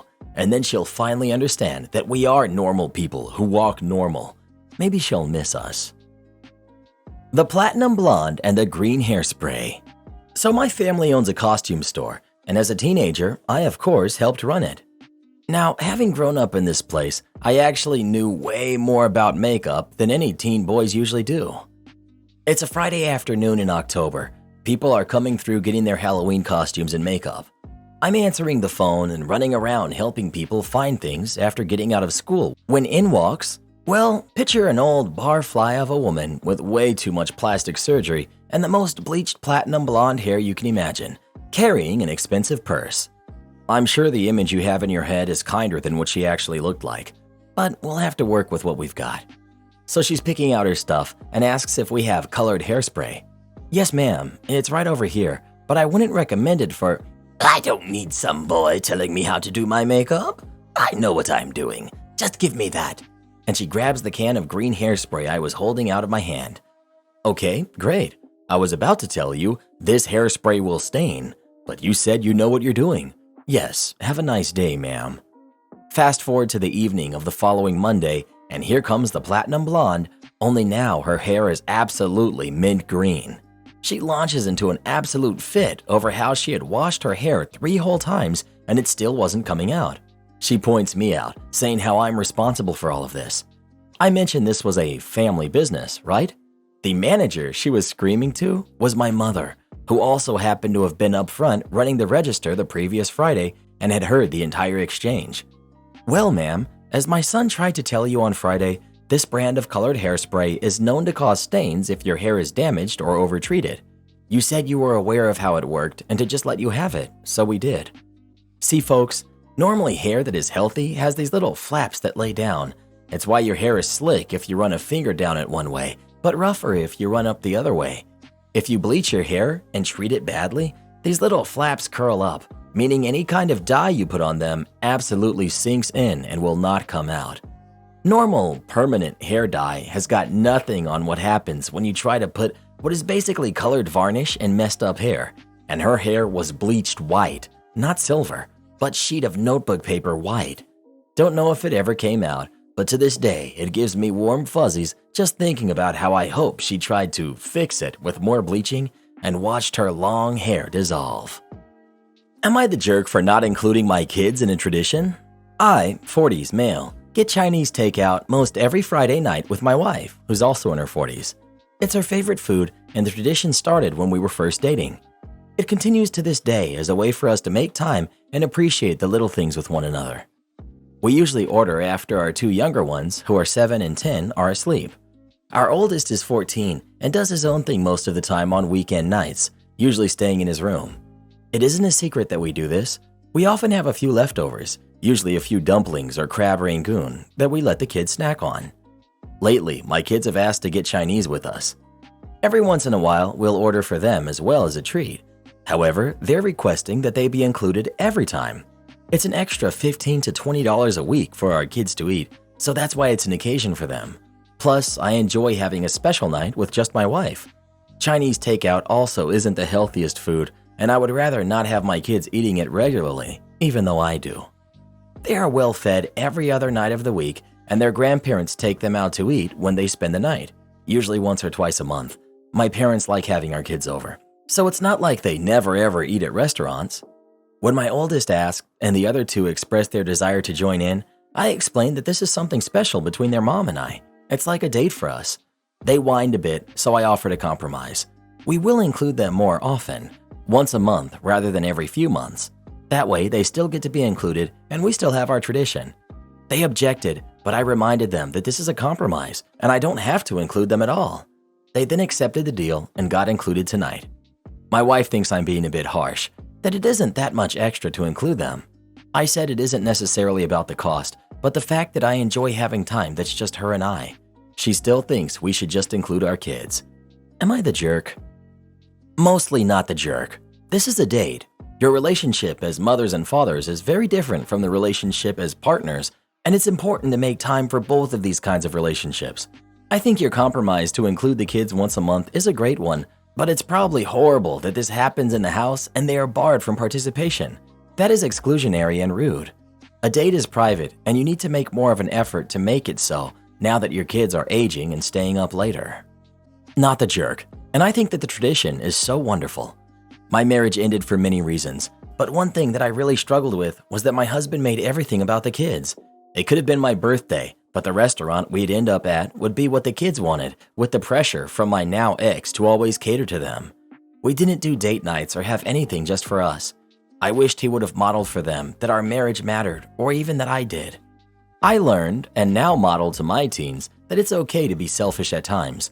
As long as you have special traditions and fun things with the kids, and I assume you do, it's more than okay to keep this just for you and your wife. I think you're the jerk because of the frequency. If this takeout routine was happening monthly instead of weekly, it would be actually more of a special treat and something you could more easily justify. But every single week, you're ordering delicious food that I'm sure they can smell into the house and not allowing your kids to have any unless you happen to have a dumpling left over? That feels rude to me. Plus, your kids are getting older and going to bed later. Are you going to eat dinner at 10 p.m. every Friday next year so your tween and teen can't see and smell the food arriving? It's great that you have one-on-one time with your wife every week, but if your kids ask to be included in the food order, you should let them. You don't have to eat it at the same time, but if the adults get a weekly special treat, the kids should be able to as well. Soft, you're the jerk. You should get takeout for the whole family or no one. Your kids can eat it separately watching a movie or something. That will be their sibling night. Meanwhile, you and your wife can sit together, light candles, and make it a date night where kids don't disturb you because they're busy too. Yes, it's spending a bit more, but ultimately a win-win for all. You're the jerk. Date night at home while excluding your kids is not a thing for a reason. You can't eat a special meal in front of your kids and tell them they can't have any or participate. That's just basically a punishment at that point. Just go out to a restaurant and have a real date night or get takeout for everyone. Also, telling them, I can eat this unhealthy food, but you can't eat it because it's unhealthy is not good logic. Kids learn a lot more from your actions than your words. Well, who do you think is the jerk? OP or these kids? Please let us know. Dude, if my parents had gotten Chinese food when I had to go to sleep and I was in my bed smelling that good food, I'd be messed up, man. I'd be sitting here pretending to talk to myself with two different characters. Am I the jerk for giving my husband my honest opinion after he asked? My husband and I, 42 female and 39 male, recently passed through his hometown, and so we made a trip by his childhood house to show me where he grew up. He was ecstatic to find that the Chinese takeout/fish and chip shop that his mom got for him each Friday as a kid was still open 20 years later. Even though we were on a diet, I decided to indulge him and go there for a nostalgic dinner. Big mistake. After spending half an hour talking to the elderly owner about how he used to go there as a kid, without consideration for me just standing there waiting, he ordered half the menu. Fish and chips, lemon chicken, sweet and sour pork, chicken fried rice. His excuse being we could save leftovers for the next few days, even though he knows we're on a diet. When we finally got home to eat, he asked me what I thought. I'm someone that speaks how I feel. He knows this, so I was honest. It was terrible. The chips were too salty and not crispy enough. Fried rice skimped on the meat. Sweet and sour pork didn't feel authentic, among other things. I'm confident if not for my husband's nostalgic glasses, he would say the same. My husband is acting like I personally insulted his late mother, as if I was supposed to lie and pretend to like a disgusting meal he didn't even make. I stand by my comments 100%, but want to know if I am the jerk here, or if my husband just needs to man up a bit. Am I the jerk? You're the jerk. You didn't have to rag on it. You could have just said it wasn't your style. You're the jerk. Your husband wanted to take you on a trip down memory lane to a place that was important to him as a kid. All you had to do was say something like, I'm so glad you're enjoying it, and thank you for sharing this with me. You were on a diet? Big whoop. It's one evening and a one-off event. Too many people use phrases like, I'm someone that speaks how I feel, to justify being a jerk. Apologize to your husband for your gross insensitivity. What would authentic sweet and sour pork entail? You're the jerk. How dare he spends a few minutes speaking to an old acquaintance? How dare he want to relive good childhood memories? You don't have to lie. You can say something like, it's not for me, but that works out because there's more for you to enjoy. It's obviously not near enough to where you live for it to become a frequent driving option. So it's not like being polite would result in you having to endure food you don't like all of the time. But hey, congratulations on giving him a crappy memory to put in the box with all of the good ones he had. Update. No longer cooking for my girlfriend. Wednesday, after I served the plates, my girlfriend said she didn't want pasta and was going to make a salad. I was pretty sure she was going to do this, and it didn't bother me. I waited for her to come back to start eating, and when she sat down, I tried to talk to her about her day. She asked if I was trying to make a point. I asked what she meant. She asked if I cared that she wasn't going to eat what I made. I said that I didn't and would have it for lunch. She got frustrated, focused on her salad, and wouldn't engage with me. After dinner, I said we shouldn't make dinner for each other anymore. She asked why I thought that, and I said it's clear that she gets upset when she makes food for someone and they don't eat it. It would be better for us just to make separate meals so we each know we will get what we want and no one's feelings would be hurt. She said it wasn't okay for me to make a unilateral decision about our relationship. I said that I wasn't, but I didn't want to cook for her anymore or have her cook for me if it was going to make her upset. We kind of went round and round on it until the conversation petered out. She texted me at work Thursday that she was going to make salmon. I decided that if she tried to cook for me, I would just let her so she'd feel like she won one over on me and we'd draw a line under this. She ended up making salmon only for herself, which I was surprised by because I was expecting her to try to convince me to have some. I made myself a quick omelet and sat down with her. She asked if I was upset she didn't cook for me, and I said no. Again, she accused me of making a point. She asked if I was going to cook for her on Friday, and I said no. She was put out. Friday, she was upset that I made only enough curry for one person and called me greedy. At this point, I'm over it all, so I just ignored her. Why do people stay in relationships with people they're so miserable with? Sometimes we'll stay with people even though they have horrible attitudes because they can make up for it in other parts of our relationship. This is stupid, man. Just put your ego aside and hash it out. It's not worth deteriorating a relationship over. You can stick to your guns. You'll lose the relationship, but if it's really worth it to you, keep doing what you're doing. But you do realize this isn't about food at all, right? You hurt her feelings and showed zero remorse. She's trying to repeat your actions to you so that you can empathize with where she's coming from.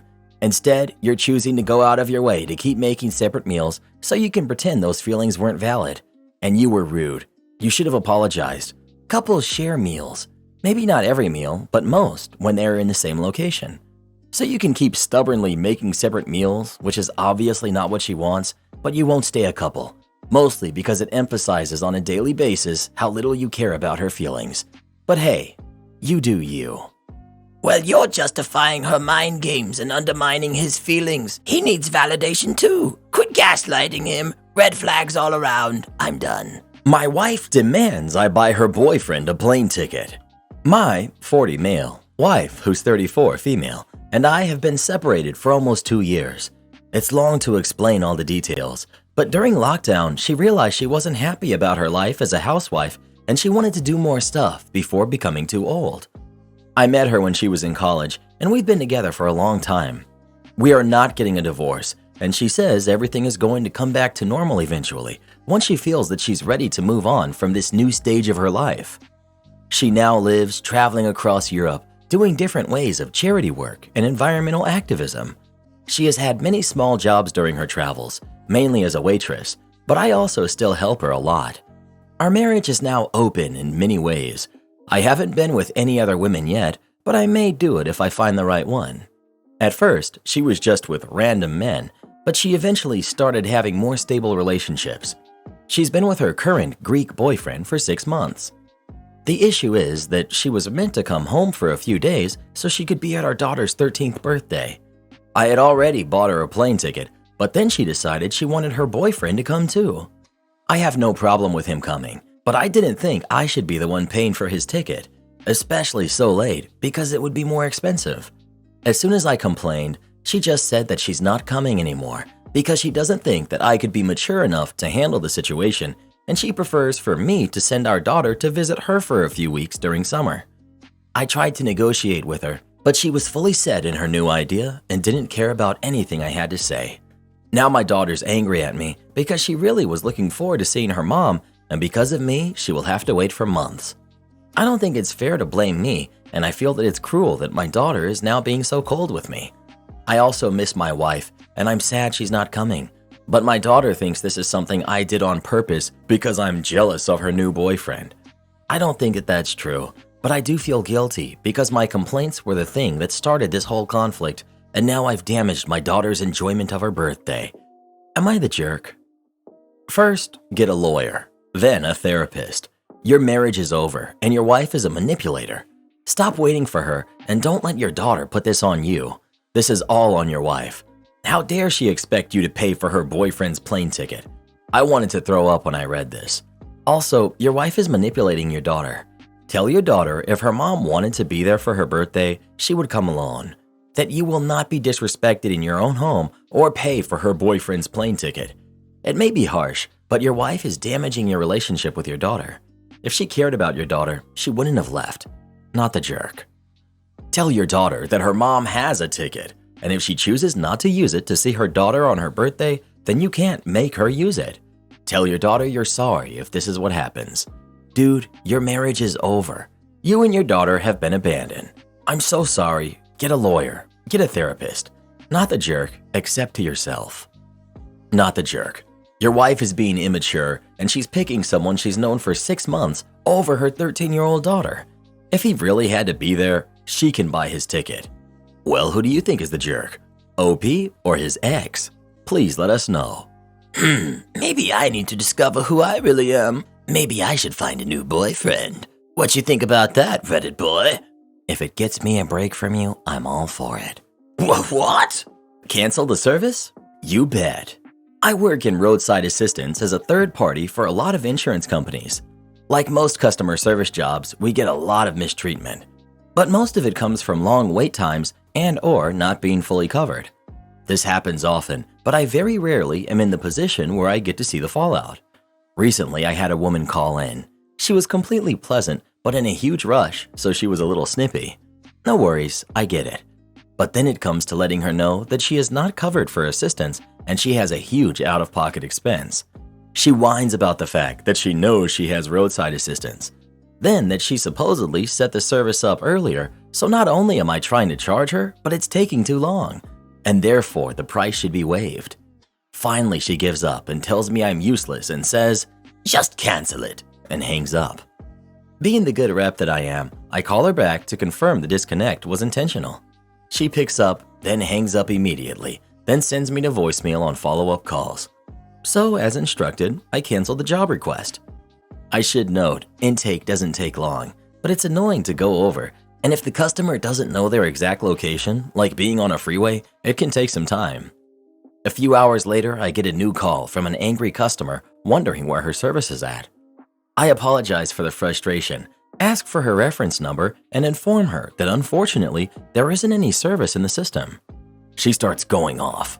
I do my best to calm her down and extract the needed information. Halfway through the call, I realize it's the same angry woman as before.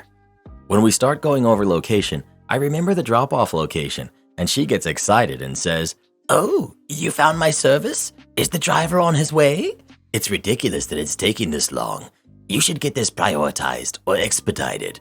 To which I reply in my nicest customer service voice, "No, ma'am, your service isn't in the system. I remember when we spoke earlier. As you requested, I canceled the job at that time, so it's only getting open now and the amount will be this much." Her, "That's more than it was earlier." Me, "Yes, the pricing changes throughout the day to continuously match the market, stay competitive, and incentivize drivers to continue taking jobs at unpopular times." She doesn't say anything. Me, "Also, we have a longer ETA at this time, so you will want to get this payment taken care of ASAP so we can find a service provider to avoid a longer wait. I can send a text message to you to complete the payment." She stutters. But I never told you to cancel it before." Me, starting to lose patience. "Ma'am, our calls are recorded. I notate obsessively, and I called you back multiple times trying to confirm." "I want to speak to your supervisor." Ranting, trying to make me scared. Me, "No problem, one moment. It looks like there's currently a 20-minute wait for a supervisor. I'm happy to wait with you." Her, "Fine then, get my service started." Me, "Certainly, I'll send the text for payment." She finally broke down and paid it and gave up waiting for a supervisor. She lost it up and down that she was going to report me. Either way, I felt vindicated with my tiny bit of malicious compliance. Am I the jerk for walking away from my wife and kids at Costco? So today, I, my wife, and the kids went to Costco for some shopping. While we were strolling through the aisles, we got to the refrigerator section and my wife picked a pack of yogurt drinks. My little one, almost 2, saw the yogurt drinks and raised her hand as if she was asking for some, to which my wife said that she was going to take one out and give it to her. My son, who's 4, saw this and asked for one too, which my wife proceeded to do. The second I saw her do this, I told her to stop and not give them the drinks as we hadn't paid for them yet. She said no, it was okay as we were going to pay for them anyway, and I replied that if she does this, I'm going to leave her with the kids there as it was really embarrassing in case someone called us out. She didn't listen to me and did what she said she would. So I walked away from her, leaving her with the kids and started looking at other things.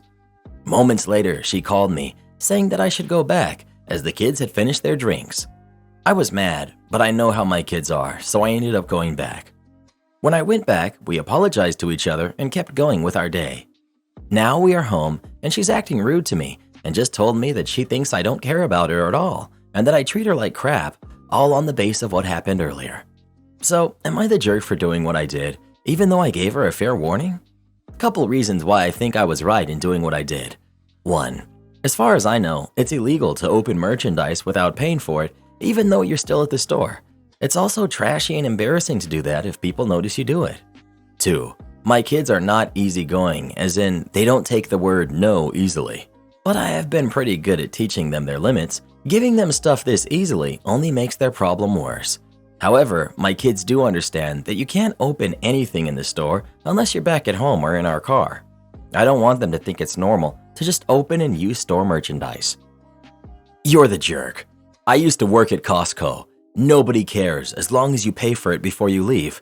Can't tell you how many times we had folks arrive at checkout with items they had already opened and were snacking on. I think you're overthinking it. You are way too concerned with what some strangers at Costco might think of you, and due to that unnecessary anxiety of coming off as trashy or whatever, you're being a jerk to your wife and making a big deal over nothing. As a former Costco employee, I second this. As long as you pay for the item, you're good. But the way OP reacted towards his wife and kids, I don't know, man. Definitely, you're the jerk. Couldn't this thread be a learning experience, and going forward, he knows?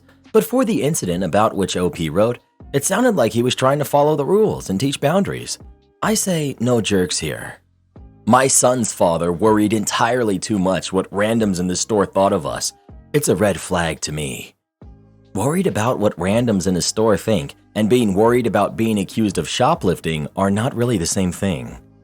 So you think that your wife is trashy and embarrassing? Those are your words, not mine. So that must be what you think of her. Your kids are 2 and 4. They don't understand legality and didn't know it was wrong. And you're super rude for abandoning your wife and kids in the middle of the store. Also, you're incredibly passive-aggressive, which is so annoying.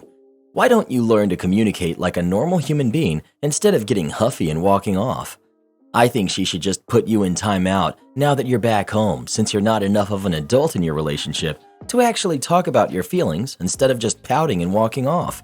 Next time, you should just throw yourself on the floor in the middle of Costco. Don't forget to cry and scream about how much you're not getting what you want.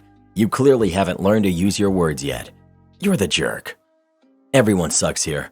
Perhaps the kids don't take no easily because they're not told no in situations where they should be, like at Costco. Your wife shouldn't have done that, especially if it made you that uncomfortable. And you shouldn't have just taken off. They're your kids too, and if they're really that difficult, you get to stay and help manage them. Edit. I'm not saying it would have been the end of the world to let the kids eat at Costco. The point is that they clearly don't hear no often enough if they turn into nightmares every time they do, as OP insinuates. Also, mother of 3 here. I understand the struggle. I don't understand this mentality everyone has that he's a jerk, because I'm the opposite. I absolutely hate it when people do this, because how do you know that you'll be able to pay for it? Even if you have money in your account, I've had issues with bank cards not working and having to leave a store empty-handed to go call my bank and deal with them. Not to mention, I think it's stealing and just plain wrong to do so, because there is no guarantee that you will pay for it. I've worked in Walmart, and I've seen so many packs of things opened or only one taken out of it. I feel until you've scanned and paid for it, it shouldn't be opened, but that's my opinion. The thing I think maybe you could be the jerk for is leaving her in the middle of the store alone with your 2 kids. I have very bad social anxiety, so when my mom has done things like this, I leave as well, so I can understand not wanting to be around when it's happening. And for the people talking about kids and being hungry while shopping, that's why you feed them before you go, or you bring your own snacks with you for them. Or the other option is one parent goes to the store with a list and the kids stay with the other parent at home. I say parent because it should be a switch off of who's staying and who's going. As someone who works in retail, I can say that we all judge you, and it's always annoying when people do this. Not the jerk. OP is right to feel embarrassed and walk away from his wife. Those kids gotta learn some self-control, and tough love sucks. Sometimes, but it's needed. Your wife is in the wrong. Not the jerk. Unpopular opinion here from reading the comments, But growing up, I was told to never open up anything from the store while in the store, especially before paying. I have worked retail and always cringe when moms hand me off half-eaten or empty wrappers of food that they let their kids eat while shopping. I would never partake in this, and if I ever have kids, I will not give them any snacks or drinks that they have before paying for them. Well, who do you think is the jerk? OP or his wife? Please let us know. Moms who let their kids eat stuff in the store that they haven't paid for are Karens, and the kids are entitled kids. Don't at me, brah. OP's in the right. I feel bad for the guy. Don't worry, OP. I know what it feels like to be married to someone who doesn't have an ounce of common sense. And I know what it's like to be married to a Karen. I'm just glad we never had any kids that she got to corrupt. What did you say? I said it's a shame we never had any kids we got to bring up. Am I the jerk for asking my sister to immediately pick up her son? I, 29 female, have a daughter who is 4, Anna. Her father is not in the picture, and I'm raising her with the help of my grandma. To be clear, me and Anna live in her house, and I help her around the house and with bills, and she looks after Anna while I'm working. About a month ago, Anna had a very complicated operation. This is for a condition she has had since she was born, and the operation essentially saved her life. However, I had to borrow money from family, including my sister, to make sure the operation would go ahead, and I'm paying it back slowly. The operation has a long recovery period, and the doctor said it might take up to 6 months for her to be back to normal. Due to this, Anna gets tired really quickly, especially after active playtime. Because she's recovering, she can take naps and sleep as much as she needs to. I've also made sure to break the main meals into 6 to 8 smaller meals so it's easier to eat, as recently she found eating boring because it takes too long. She has friends visiting her, and the rule with them and their parents is that if Anna gets tired, they move into less active activities, like watching a cartoon or reading, which they can understand and have been complying with without issues. Thursday, my sister came around with her son and asked me to look after him for a bit as something came up at work. She knows about Anna's recovery and needing rest and assured me it was for an hour or 2. My nephew, Kyle, is 5, and as soon as he got into the house, he wanted to play with Anna.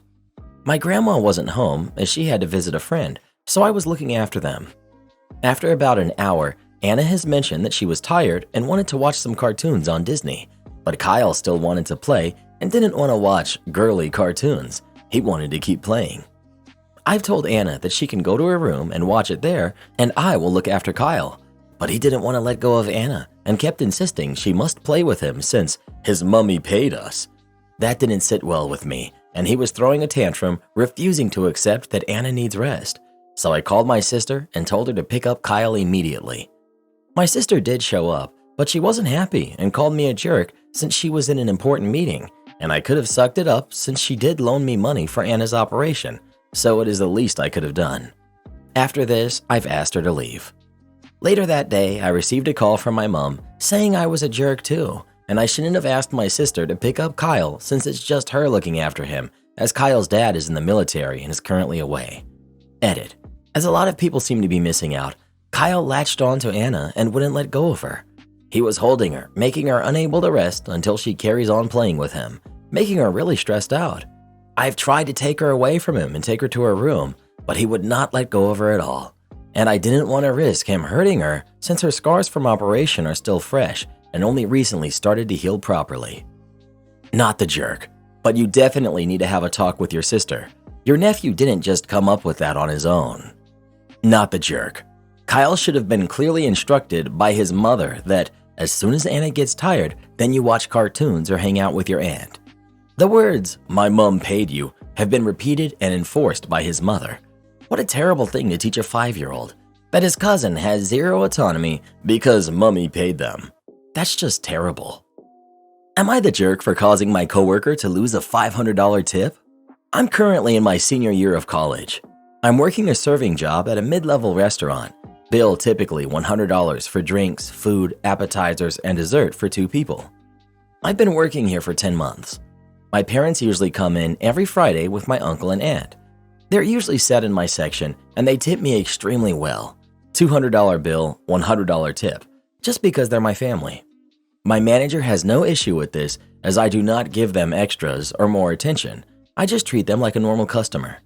He's aware of the tip, and my parents will usually order drinks at the bar, and tip the bartender as well, so they spend a lot here. He knows them and talks with them when they're here because he appreciates their business.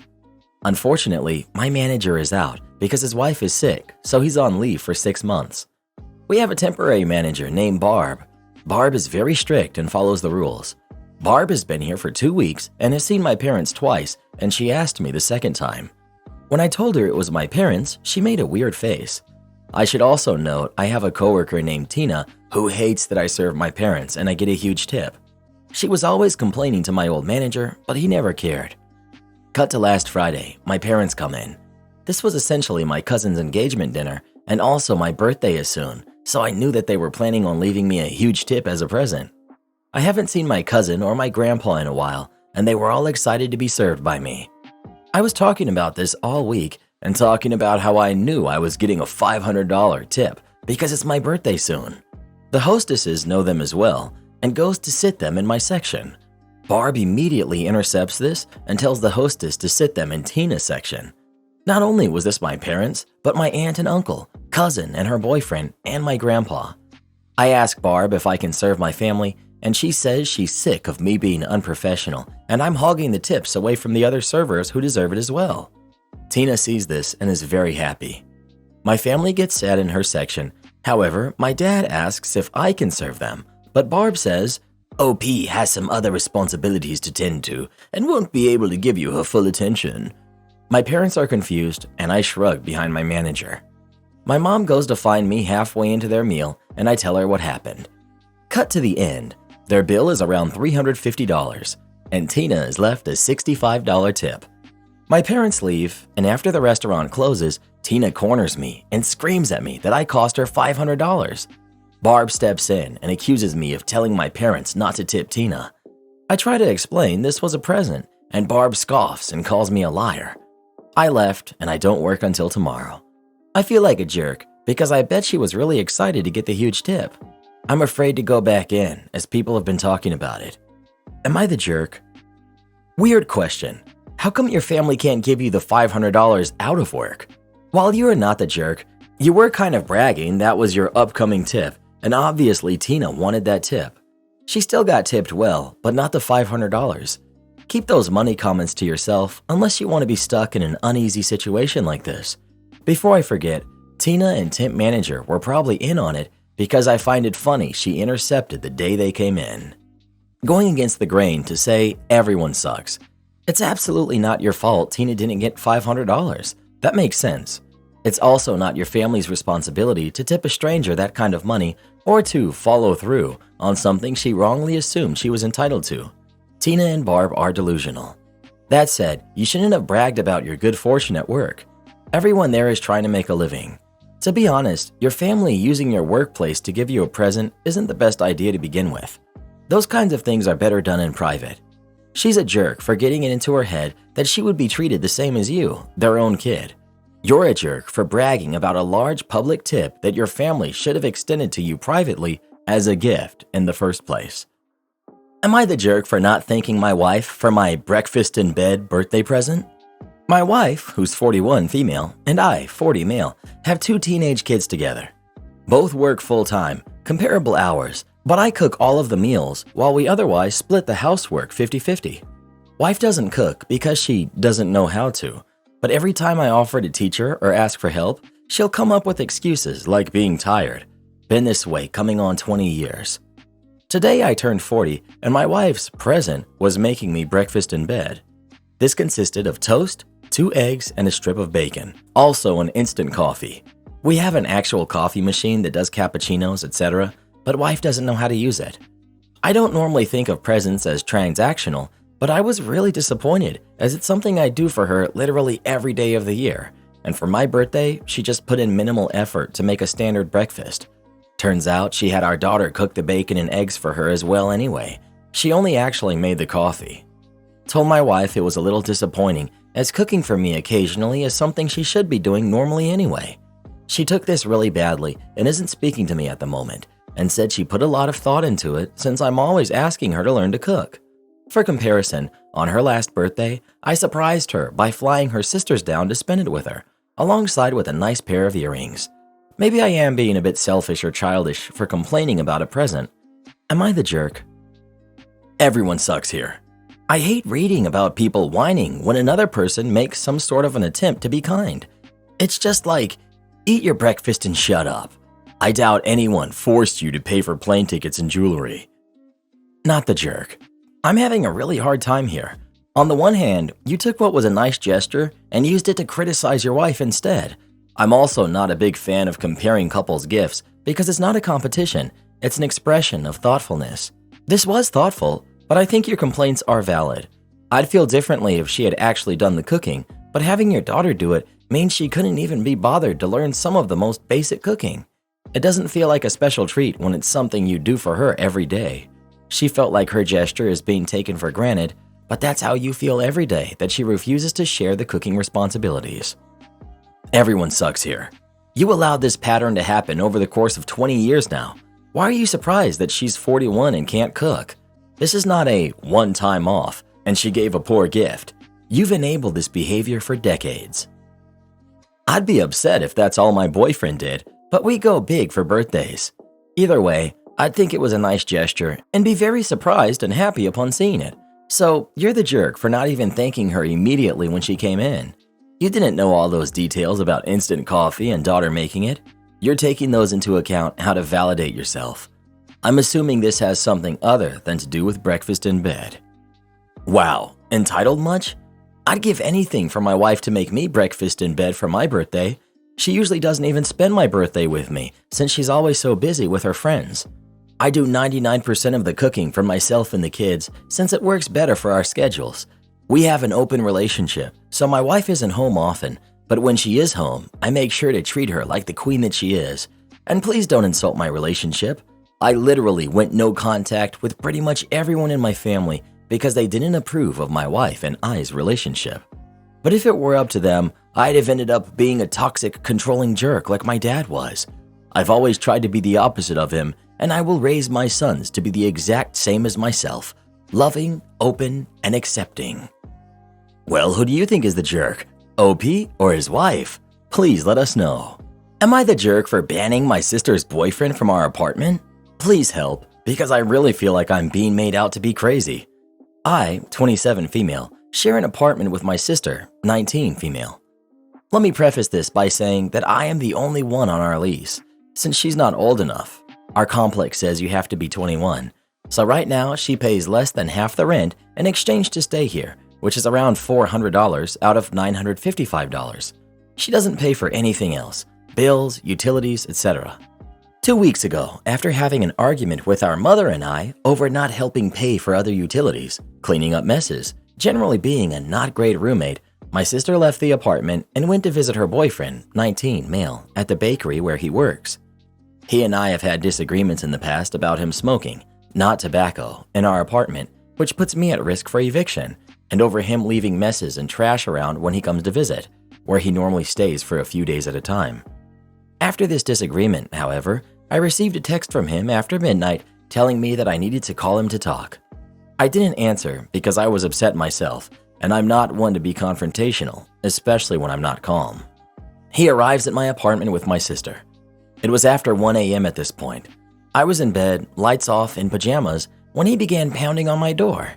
Before I even answered, he opened it and was in my room, yelling at me about letting my mom come between me and my sister. I was already shaken at this point.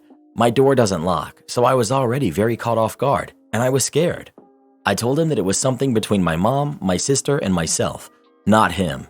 He stormed into my room and tossed his key that my sister had given to him into my nightstand, told me to have a nice life, and slammed my door shut again before I could even answer. I told my sister I didn't feel comfortable with him coming to our apartment anymore. It's been a week, and she and I just had our first fight about it tonight. I held my ground and said I didn't want him over. She says I'm irrational and being selfish, and that I'm destroying her mental health by banning him.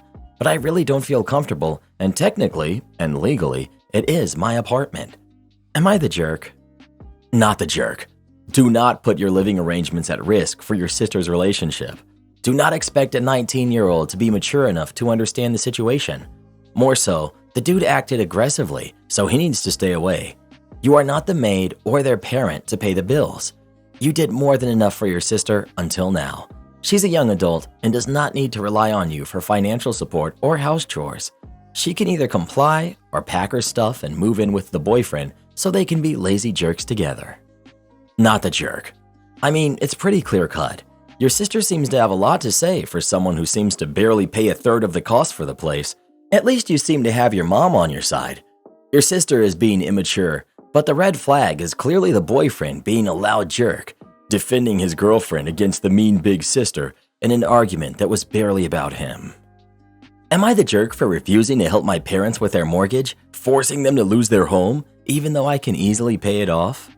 As kids, my parents would buy my two brothers whatever they requested regardless of how expensive it was, allowed them to go on trips with them, and threw them over-the-top birthday parties while I didn't receive any. For example, my brothers got to go to Disney for their birthdays while I stayed with my grandparents. Fortunately, my aunt and grandma took me to Disney a few months later. After being called out, they said they couldn't afford the trip for 5. As we got a little older, my parents had us working in their business after school and weekends. They gave both my brothers allowances for helping out while I didn't receive anything and was expected to do more. I wish it was just financial though. My parents always said very hurtful things. They'd make comments when I entered the room, and honestly, I still don't know what I did wrong. When my brother graduated high school, they gave him an all-inclusive trip around Europe for the summer. When I graduated the next year, I didn't even get a party from them. I think the worst of it being they paid for both my brother's higher education, but then told me to figure it out because they can't afford to pay for 3 college degrees. At 18, I moved in with my grandparents full-time and decided not to go to college because I didn't want to get into debt or put that burden on my grandparents, who offered to pay for some. I did, however, take them up on their offer to financially support me until I had a job. My grandma gifted me about $5,000 after moving in with her to help me start an online business I told her about. Long story short, my online shop blew up and made well over 6 figures my first year. Within 5 years, 2 online shops, and a lot of investing in real estate and stocks, I now make way more money than my parents ever made combined. During lockdown, my parents had to shut down their restaurant and are still struggling to make ends meet. They're also unable to pay for their mortgage and are afraid they'll go homeless if I don't support them. They also have a lot of medical bills after my father got into an accident and needed surgery on his knee. I, being so grateful for everything my grandparents and aunt have done for me, decided to get my grandparents their dream home and paid off my aunt's debts for medical school. After realizing I can easily afford to pay off their debts and mortgage, my parents have been begging me, literal tears, to save their home, but I refused. They told me I'm a jerk, and I deserved my upbringing, and that I shouldn't be punishing my siblings and forcing them out of their homes for the actions of my parents. I'm not punishing my siblings though. I'll be more than happy to support them, especially my baby sister, if she comes and stays with me or my grandparents. Am I the jerk for watching them become homeless? Not the jerk. As soon as you refused, the mask slipped. They told you that you deserved their mistreatment. It's very telling that they are aware of how they mistreated her. They acknowledge they were terrible parents to her by saying that, and yet they still expect her to financially support them. They have some nerve. She owes them nothing, and I'd be sure to tell them so. Edit. Some are asking, how do you know that OP is female? She says in a comment that she's 23 female. That's why I think OP is the product of an affair or something worse. But I'd put money on affair and the parents pretending dad is the dad of all kids. Do this next. Tap here on your screen to come see our new podcast playlist, where you'll find thousands of hours of the best stories you've ever heard. Or tap the one on the right. That episode is specifically just for you, based on other videos you've enjoyed the most.